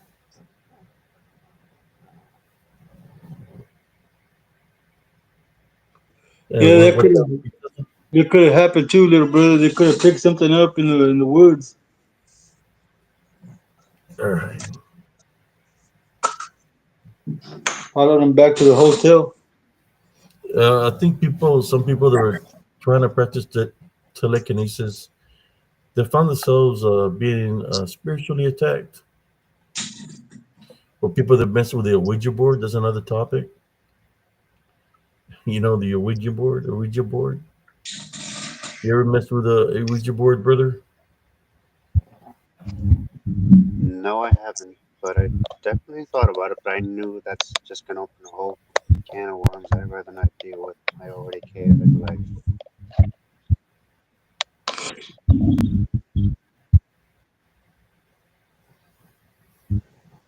And when you mention about some certain demons trying to influence you, there was a incident when I was in elementary. The word kill suddenly just shot into my mind when I was doing a random school assignment in the middle of a school day. I ended up telling my teacher, big mistake on my part, because child services actually ended up coming down, and I was sent to one of those facilities for kids. And uh, it wasn't until I got there that whatever was saying that just randomly stopped. And I remember that I prayed either the first or second day I was there, night was because in the very next day after I woke up, I had blood samples and a urine sample taken from me, and after that, I had to go to a common room where they sat up the rest of the kids that was around my age group in a room with a few other tables, and I sat down with two other kids. Uh, they talk a little bit. Next thing I knew, right in front of me, a fight breaks out, Well, and I actually tried getting in between them, but I wasn't very successful. And one kid was sent away, the other guy stayed in the room.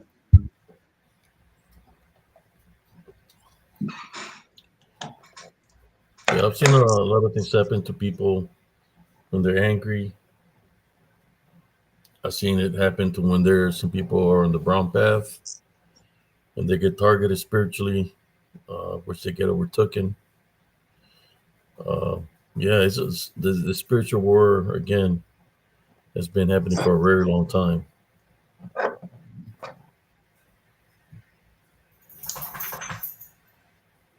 I got a question. Maybe this is for somebody. Okay, this is gonna sound weird. Well, he was talking. I got an image of something. So he goes to whoever this person is. I had an image of sand, a a bunny, like a light brown bunny, possibly a toy. I don't know, and the beach. You could see the ocean. So my question is right now: is there somebody in the chat that used to have a little bunny as a toy that they would take it everywhere with them, even the beach? That's I know it sounds kind of crazy, but that's what I was seeing. This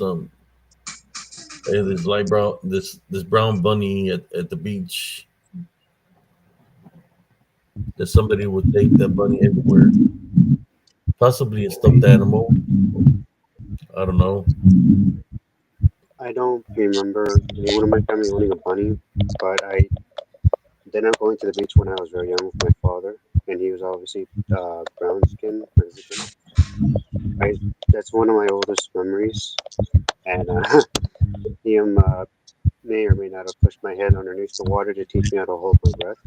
At least that's what I can kind of remember. So I'm surprised you actually said that. That's one of the few memories when I was with him when we actually came to Mexico.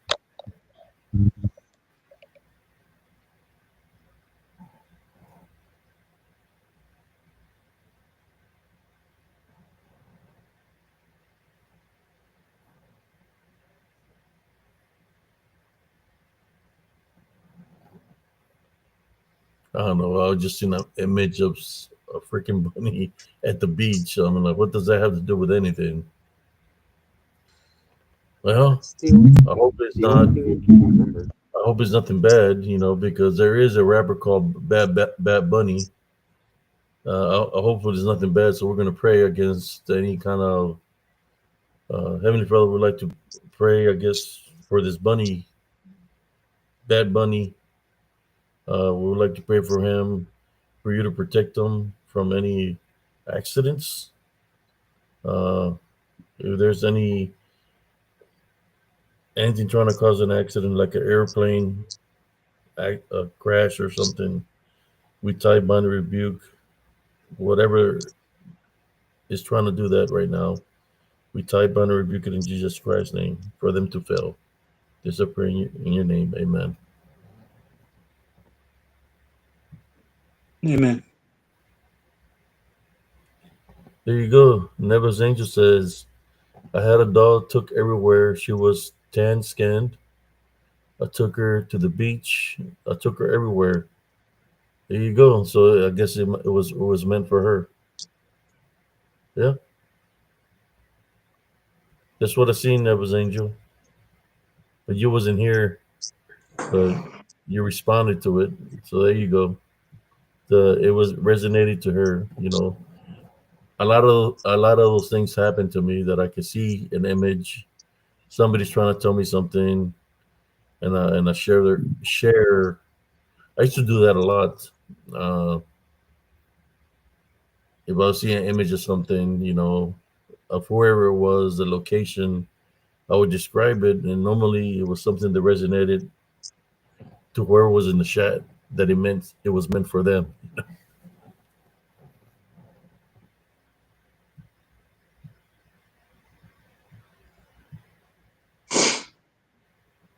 For instance, I remember when they predicted the Trump shooting. There you go. See that, cousin? I predicted it a week ahead of time. I We remember. prayed against it too. There was also someone who actually predicted where Trump was going to get shot. It was a TikTok video, and they also showed him exactly where it was going to come through. And the detail to it was also insane. But you weren't the only one who saw that, Abe. Another person actually did. Was it? Another person also predicted Trump's shooting and where the bullet went and how it came close to killing him. Yeah. Well, what I predicted was for it not to happen. I predicted for the what we prayed for, should I say, for the Holy Spirit to interfere to cause a change in wind trajectory, so the bullet will miss. That's what we pray for. Here in spirit, I get the video. It's somewhere here. I can make a show reel of the prayer that we prayed on the day of. It was not the day of when it was like a week ahead of time. I think it was a Saturday, no, cousin. Yeah. And I told you that normally when I'm shown something that I need to pray on it, and we prayed on it here in Spiritual Cryptid Encounters, and that's exactly what happened. You change the outcome of something, and I feel every time that the Heavenly Father shows me something, is because I'm meant to pray for that individual, especially if I'm seeing, somebody trying to assassinate them. So I'm supposed to pray against that, for it won't happen.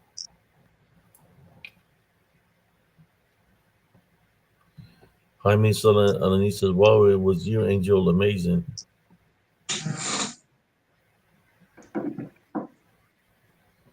Yeah, I got the video. One day, maybe I'll download it and do the short clip so you can see the date of when we did it. It happened. That happened before it even happened. That I told people that I was shown to pray for him. So I pray for him, and then when it happened, it's like I already knew that he was going to be okay, because when you have true faith and true belief in Jesus Christ, that your prayers do get answered. So I know Well, sometimes I used to think like that all the time, but and people will freak out. But it's not that, it was shown to me, so I pray against it. That's something we're supposed to do. For whatever is being shown, we're supposed to pray against it, especially as it's dealing with with death. We don't wish death upon about nobody, and we pray for people.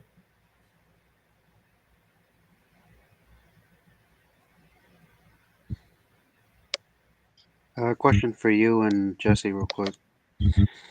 When either of you, when the demons would try to latch on to you, were there any specific places they would try to latch on? Like maybe around the back or lower back? Anything like that? well, for me, man, they've always tried to go through my eyes and my ears, man.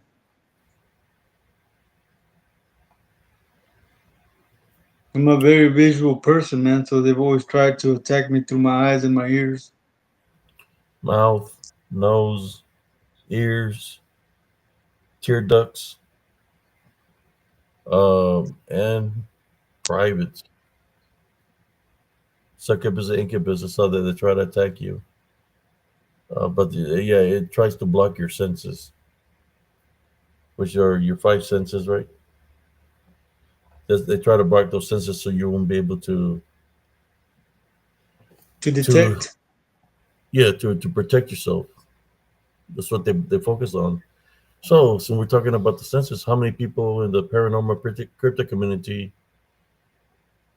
are protecting their senses? I mean, there's times that I've heard when I started doing this, people were coming at me in a negative way, talking about if you a Christian or a holy thumper, rolling thumper. When all I was doing here is trying to help out people spiritually. Those were the like the diehard Bigfoot believers. But I'm glad that I'm able to bring the spiritual aspect to it, just so people can know that it's not as. It's kind of like, for example, well, I can't say the word, but when the thing that made America stop going out, that stop going to school, stop going everywhere. We just said we call it the virus days. It's another one. If it's the virus is demons in disguise, and you're believing in the virus, but then guess what? You're really believing in that demon that created that, and not they created, but if people follow suit, what is being shown to them, and people have money or whatever, the root of all evil. That's what they do. Let me see.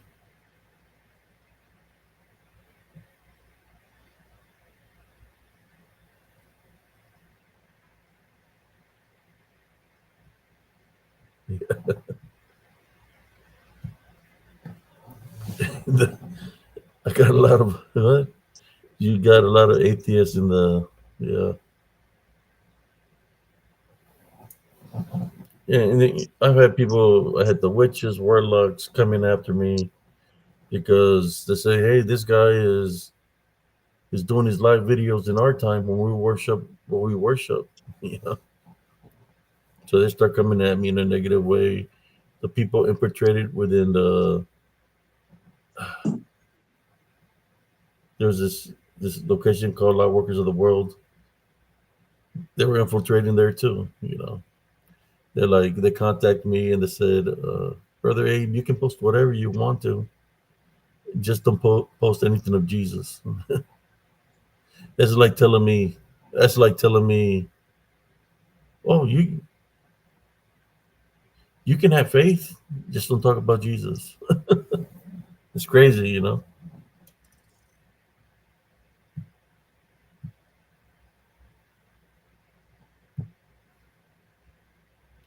Yeah, I know cousin Jess is getting tired now, so we got a pretty good crowd right now. What time we got? Maybe We've 12. been on 3 hours and 24 minutes, cousin. You tired, A little bit, but hey, or you want to try to do the 4 hour? yep. So I mean, the topic is good. I mean, let's talk to the people, the viewers, because I got some stories for y'all. Do you want us to continue? Thumbs up, thumbs up. Hit the like button. Subscribe if you like the what we're sharing here right now tonight. And I got the proof of the video when we prayed for Trump before the assassination even happened, like a week ahead of time. If you're liking the stories, hit the like button and put the thumbs up. Cousin Jesse and Andres, if you got any stories that you would like to share, you're more than welcome to share them. I'm going to work on a picture from today, okay? And y'all can talk about whatever. I'm going to back out real quick, work on this picture, and then I'm going to jump back on. All right, man. But I'll be right here, just sitting right here in this chair, working on the picture. All right, I will try my best, cousin. So, you want to But I'm talk here about still. mine? What you want to talk about mine? The reason why I asked the questions about demons latching on to certain parts is because on one of them, Paranormal Tables lives, when they were actually trying to clear out a demon out of somebody's house, Huh? mention an inner light that could help you cleanse yourself. I started doing that, and a little before the light, I noticed my tailbone was actually hurting. And when I did that, i- imagine or visualize the inner light like shining out of you, and I imagining it coming out of my eyes.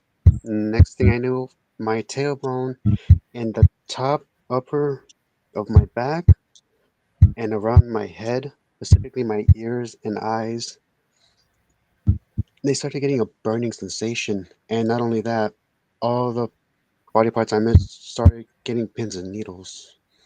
Hmm. I'm going, what is going on right now? So I was wondering if you guys also felt anything similar, which what I can see you guys have. So that just Yeah. shocked me. Uh, I got to the point, man. Right now, like, if I'm laying by myself in my room, if I close my eyes, I don't need my eyes open to see my room because I can actually see my room real good with my eyes closed. I don't have to use my eyeballs. I can see through spiritually through my whole room. I don't have, like I said, when I got attacked by that orb, I didn't have my eyes open, man, but I could see the orb, and then I saw it go into the wall, go up into the ceiling, and then I heard something running on the roof. But you know that has a lot to do with your pineal gland and opening your third eye.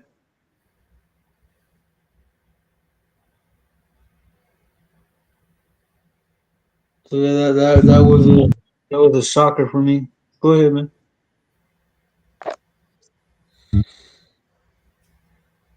I can sometimes. What was it talking about? All right. So, is there anything else like that that's happened to you? Like certain buildings just pop out in your third eye, or no? Yeah, as you can see, my forehead, man, right in the middle.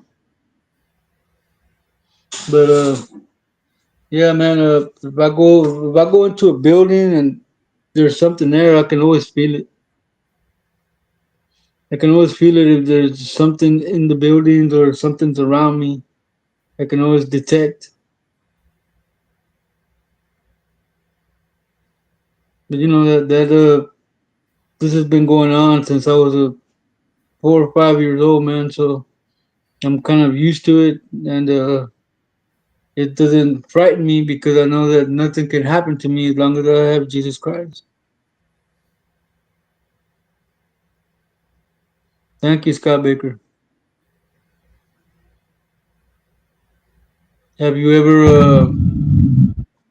Go ahead. Oh no, you can finish what you were saying. Oh no, I mean when you cut in, I lost my train of thought. Okay, well, I was gonna ask, did you or Abe at one point have like a shrine to Christ at any point? Because in Uh, I don't know about Abe, but I know I haven't. I barely started turning to Christ, man. About a year and a half ago, since I just got baptized, man. So I don't know if Abe had a shrine to Jesus Christ, but I know I haven't. Yes, Cynthia, that you hear that echo when he turns his mic on. But that's a question you could ask Abe when he comes back in here if he ever had a shrine.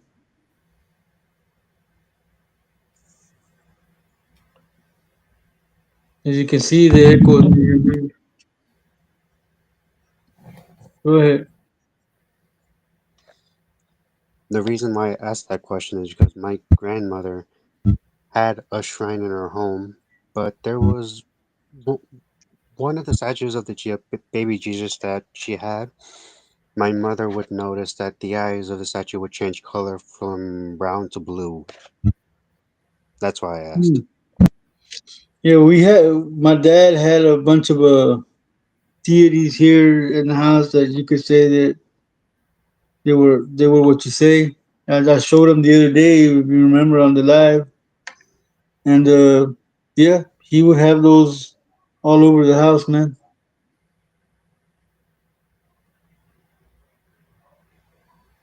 Were you here when I shared all of them?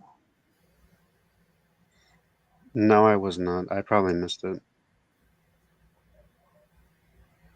Wow. Well, I got them here if you wanna see them. By all means. Well, hold on, let me turn around.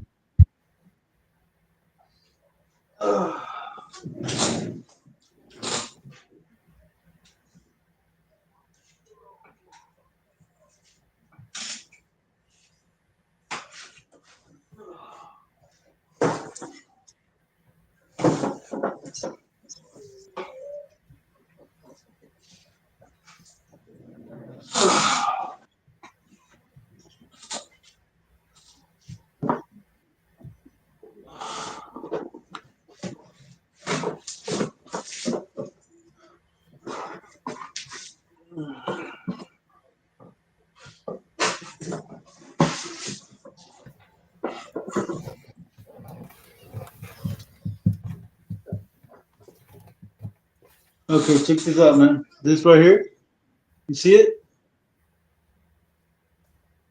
Yeah, I see it. Okay, my dad used to carry this in his vehicle, and it was supposed to, if there were police around, it was supposed to make them go away and not bother him. He made this himself. He had the knowledge to do it, so that's what this is. It will make the law go away. Let's see.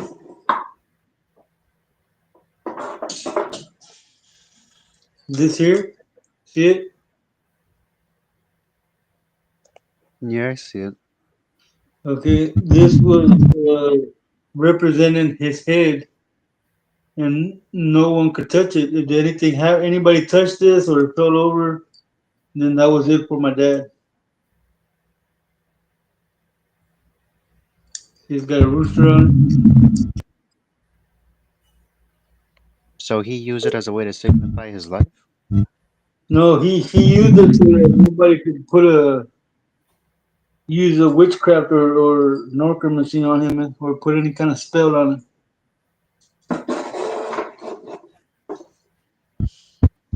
Did that ever happen when you were growing up? Huh? Did that ever happen? The statue thing tipping over? No. He kept it on top of the highest point in the house. See this here? See it? It was like a cauldron.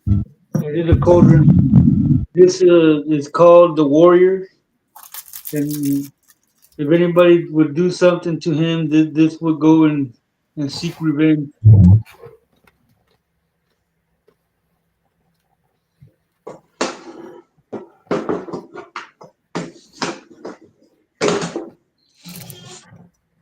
Okay, hold on a minute.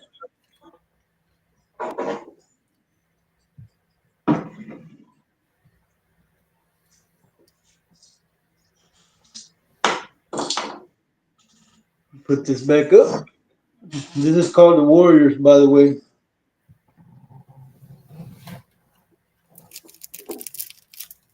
Anything metal, any kind of weapons, they go in there and that takes care of your enemies. This here, you see this?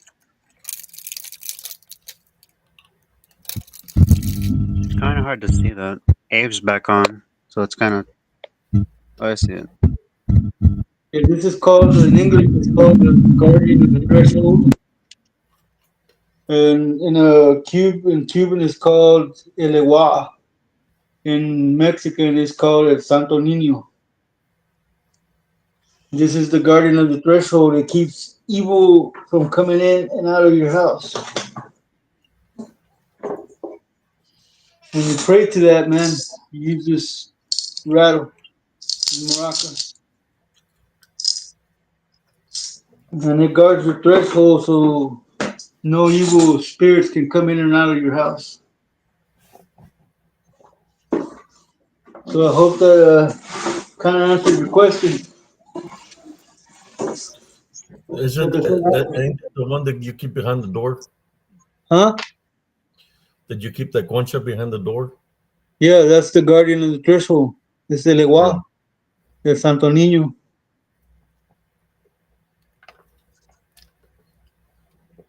I remember I had something like that behind our door to guard the front door of the house when I was growing up. But yeah, when he was talking about shrines, I didn't have not in my house we had shrines or nothing like that, but I know people that had shrines. Uh, some had candles where there were, I guess, there were their prayers. They had a little bench where they were kneel. Good night, Gilbert. And I went to some that had other kind of shrines with his different kind of deities. There was black candles and red candles, in which just that by itself is already telling you that it's a form of witchcraft. I could always sense dark energies there, but it wasn't like one of my family members. It was just a house where we went to, and I was playing at a house, and the lady of the house would always say, "Don't go into that room right there," or whatever. I was playing we're playing hide and go seek, and I forgot. When I went to open up the closet to go in there, there was a statue there, and all kinds of stuff was in there, and I got out of there real quick. You know what I'm saying? But besides that, I just remember praying, doing prayers, honoring my grandfather. Every year on the day that he passed away, we do the Rosario, the Rosary, where the Catholics the Rosarios, where they say Santa Maria Madre Dios, ora por tu pecadores, ahora en nuestra muerte, amen. The constant prayer for about 30 minutes, an hour. I remember doing those Rosarios, and sometimes when we do those, you could hear activity outside, like something was pissed off because we were praying for him. So yeah, like different kind of shrines. Cynthia, I don't have that. Brujos, they have those little carpets and little things with the symbol in the middle and the color purple. Some are color red, where they kneel down and they're praying for what they believe in. Right. I don't have La Santa Muerte, Cynthia. The only thing I would pray to was to the Heavenly Father. I think that was a little. Which is the one that's got the soldier on the horse, and that if you put it on the wall and you put the water, of course, it's called evaporation. They said that the horse would drink the water. So by the end of the morning, you put it overnight to put it to the test. When you wake up in the morning, all the water is gone out of there. And you're like, what happened to the water? And they're like, it had to be the horse that drank the water, but it's called evaporation. Well, the only one I know on a horse is probably San Martin de Porres. Yeah, you know what I'm talking about then. Then, of course, you had the picture of Jesus Christ where he's like this, and you walk, and your eyes move and follow you. Like a 3D effect back in the 80s. I'll tell you what, cousin, I had one that I asked my dad for. It was a Native American on a black horse. Okay, and every every week he needed to be cleaned. Mhm. Okay, and the way that you clean them, you would wash them with agua florida, and you would splash the agua florida on him. Then you would take some clear alcohol in your mouth, and you would spit it on him, on the whole thing, and then you would get a stogie and blow smoke on him, and you would see that Native American on the horse would like straighten up like this, and then that horse would straighten up, dude, and then you could see it just shine, dude. And yeah, man, when I was staying with Gilbert and his first wife, uh, got into a fight with that girl that tried to run me over, and they broke it. They broke it. Everybody got sick and almost died, man. My brother even lost half a lung to that, man. I Oh got I wow. got I got tuberculosis, almost died. My left lung was full. That girl that I was with, one of they had to deflate one of her lungs, and Gilbert lost half of one of his lungs, man. We all almost died because they broke it. Hello, Abigail. How you doing? That's crazy, man. Yeah, yeah. It really is crazy, man.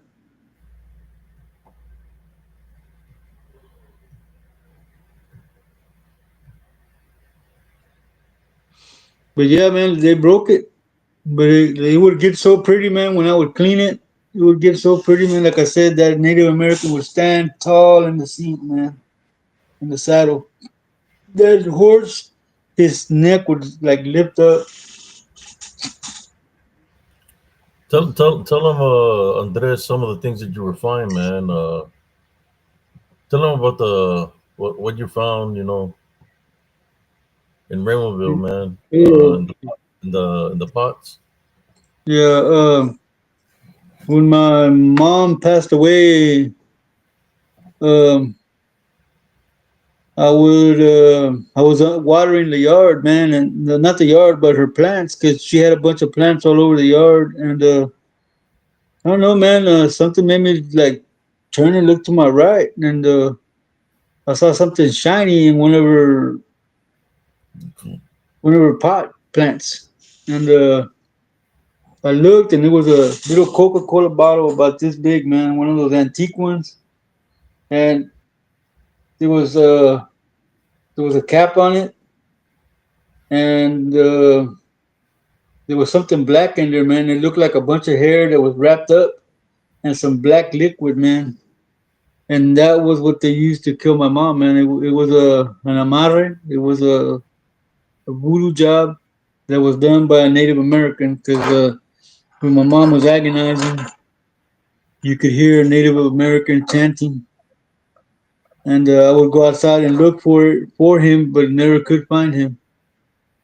So I took that whole maceta out to the canals, and I did what they taught me to do with it. I threw it over my shoulder, landed in the water, and I didn't even look to see where it went.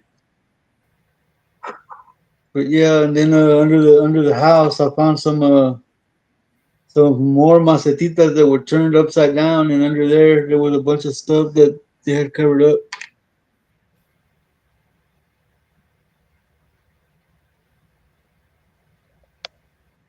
Oh no, Jaime, I don't practice that anymore, Jaime. I am baptized, and Jesus is my Lord and Savior, man. Amen.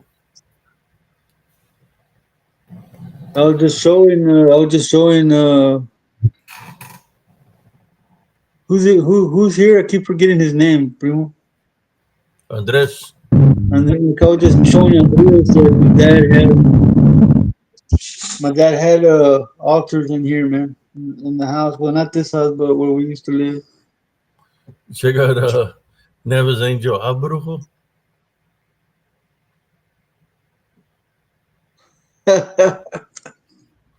Cartels worship the Santa Muerte. Yeah, they do.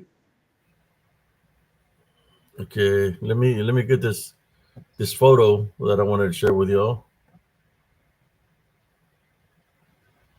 So I hope I kind of answered your question, Andres, and showed you some stuff that you hadn't seen.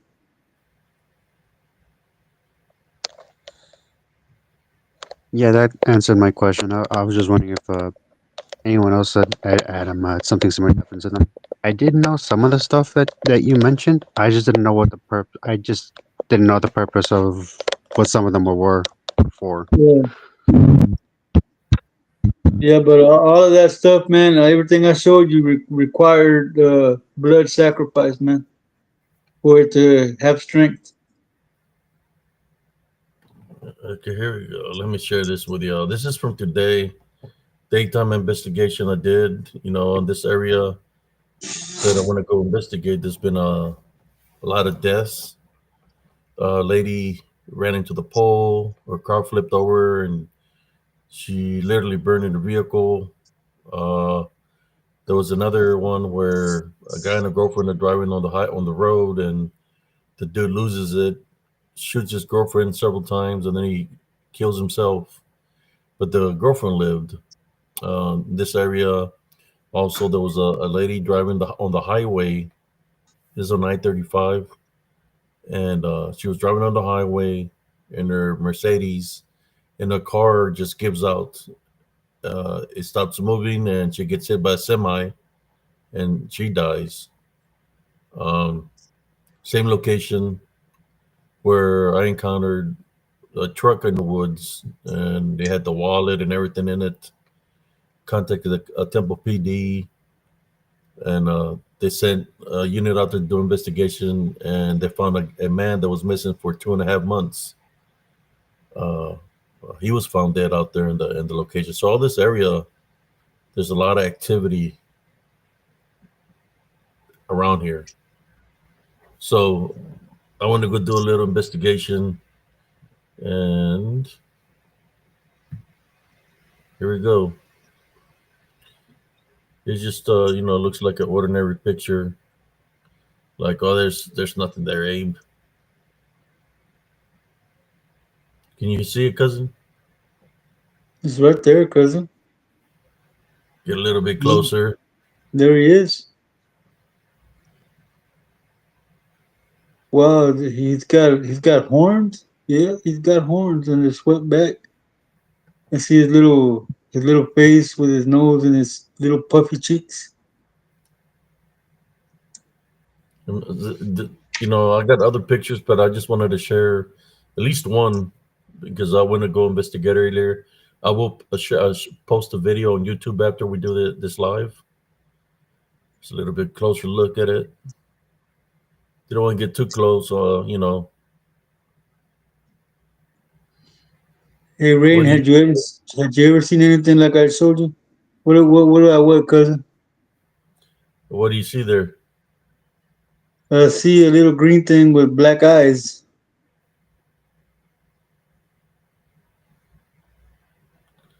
Where are you looking at?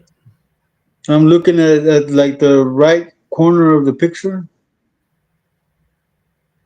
It looks like a Right. plant, but it's not.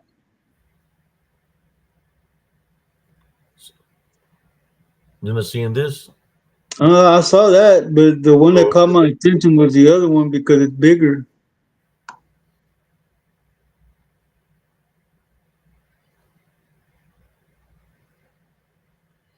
and it's got its mouth open. what what do I can see the chat right now. Let me go to the chat. I'm just seeing what people can see that right there. Yeah, that's in the shadow, man. That's a dark shadow figure right there, man. Yeah, yeah. But the other one looks like a plant, dude, and it's got two eyes, a nose, and a mouth that's open.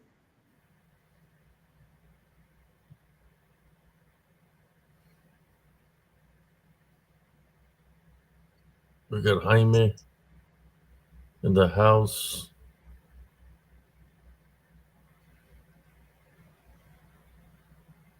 Oh, I'm way behind. I think I got to catch back up. I see Abigail there. I haven't seen her in a long time. Jaime says that he sees 7 spirits, Abe. 7. Yeah. I guess I'll place a full picture. There's a lot of activity down there, man. Underneath, I went underneath the trees, and it was like a hot spot in that area, man. I felt like something very hot on my chest. When I looked onto my chest, there was nothing. The sun wasn't even hitting me because I was underneath the shade. So, what caused for my chest to be hot? And then after that, I started hearing a ringing sound, in my ears. So I came back home. This is the original.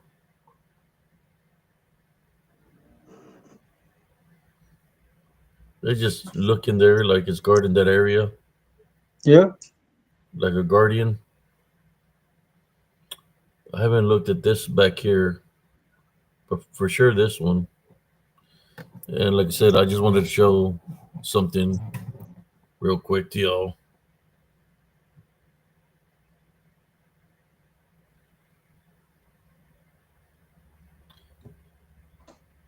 I don't know the eyes and the ears are right there.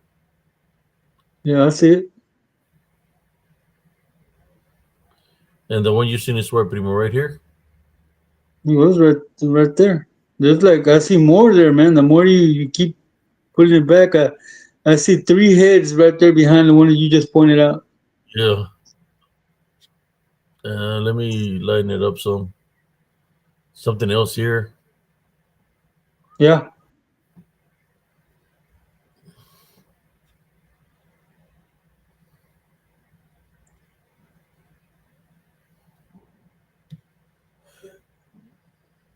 Possibly something else over here. But Yeah. in Jackie Hall said there's something over there. this corner, I thought I seen a face right here. Yeah, sometimes you gotta be careful because Don't forget your lizard, Madeline. when you capture a picture, sometimes you see a lot of things. Like for example, the hair looks like a face looking at me, a white face Uh-huh. right there, standing looking directly at me. Like, oh, he found the location. Looks like a face. Yeah, it does.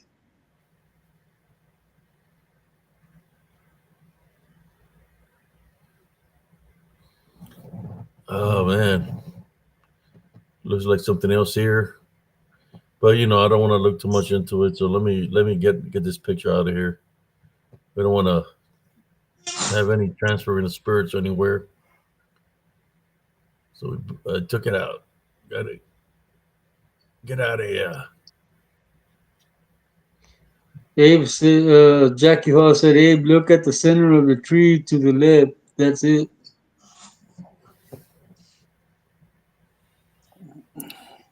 The one that I pointed. Yeah, a lot of activity. Yeah, maybe tomorrow or well, no, tomorrow's what? Werewolf Wednesday or tonight? Yeah, tonight's Werewolf Wednesday, man. It was pretty good doing it early, man, because I was so hyped up for the show. I was talking away. I just haven't been myself. Doing them too late, it's like I'm like tired and sluggish. But yeah, tonight we had a pretty good show. We're going to hit the 4 hour marker. I think that's a good show to stop at 4 hours and call it a night. What do you think, cousin Jesse? I think you're right, because 4 hours is a while. Yeah, we had 2 special guests. One that Yep. is still here. Andres is still here. We had what's his name? Richard, Mr. Richards, He is here. So was Scott. Scott.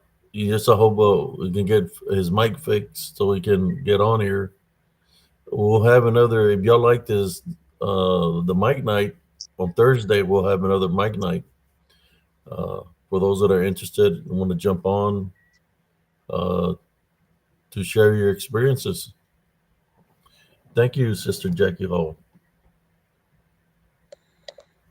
It was nice being Andres, Andres, is there anything you would like to say with the viewers? I'm sorry, can you repeat that? Oh, would Is you there like to anything you want to say to the viewers? do you have like maybe anywhere where they can contact you or find you? Or do you have something where you do like a podcast or works or anything like that?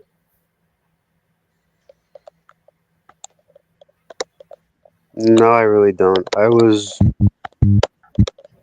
thinking about opening my own podcast, but it's gonna take me a long time for me to actually get just open a simple blog. Yeah, I do have a Facebook, but I definitely add some stuff to it. So hopefully I can get that up and running. awesome. Cousin Jesse? Ladies and gentlemen, as always, thank you for coming and spending time here on this channel. Y'all are making it grow, and we appreciate the time y'all spent here. I hope you enjoyed open mic night, and we started early. We got in a 4-hour show tonight. So in saying that, may the Lord protect you while you sleep. May your morning be filled with blessings and abundance. And thank you, Andres, for coming in, man. All right, cousin, I'm out of here. Good night, All right, Cynthia. Good night, Rain. Good night, Juanita. awesome Talk to you job. all on the flip side. Yeah, you had a howling, thrilling good time. Órale, au, loco. Yeah, 4 hour show, man. I think the time frame we did tonight was pretty good. Yeah, Because, man, I don't and think I would have been able to do a 4 hour show tonight from 10 2 in the morning. So, yeah, uh, people going to be looking for us. They ain't going to find us because we already did 4 hours. yeah, and cousin, uh, thank you for starting it early, man. We should start it early. I'm just glad that most of our viewers found out we were on, and then they all came in. Yeah. Tomorrow's werewolf night. What time you want to start werewolf night? You know what, cousin? Why don't we start it like when we started today, At about 9 9 o'clock? About 9 o'clock. or 10? Well, if we start at 9, we could actually do a 4-hour show and still get off before 2 in the morning. Alrighty. Okay. Y'all Alrighty very then. You gonna say a prayer before we leave, cousin? Oh, yeah. Let's say a little prayer. Heavenly Father, at this time, we'd like to pray, especially for any picture. If we shared any pictures or videos tonight, we type on a rebuke and block any kind of portals or anything so we won't be able to transfer to our viewers. I would like to pray for anybody that's being spiritually afflicted. We place 70 spiritual crosses on them from head to toe. We place 70 spiritual crosses on their doorways, on the windows, and all the family members. We take authority over any unclean spirits. We tie boundary because Jesus Christ's name. We have no fear on you. You know what? You're not allowed to affect anybody. Uh, Leave them alone, as the Heavenly Father is protecting them, and the heavenly angels and Holy Spirit are doing a clean sweep of that family foundation. You're not allowed there. Leave them alone. Uh, this we pray in Jesus Christ's name. Amen. Amen. Good night, Maria Garcia. All right, cousin. Catch you on the next one, man. All right, cousin.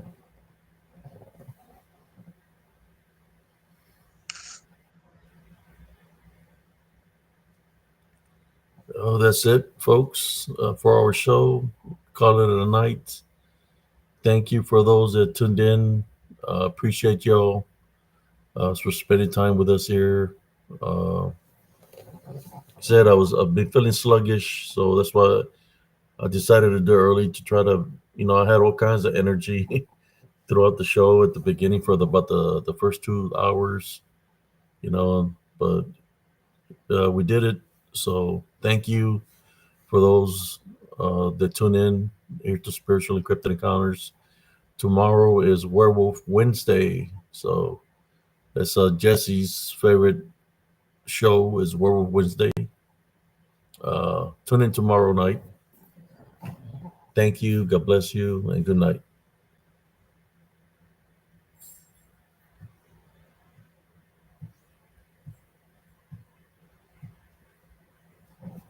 Peace out, everybody.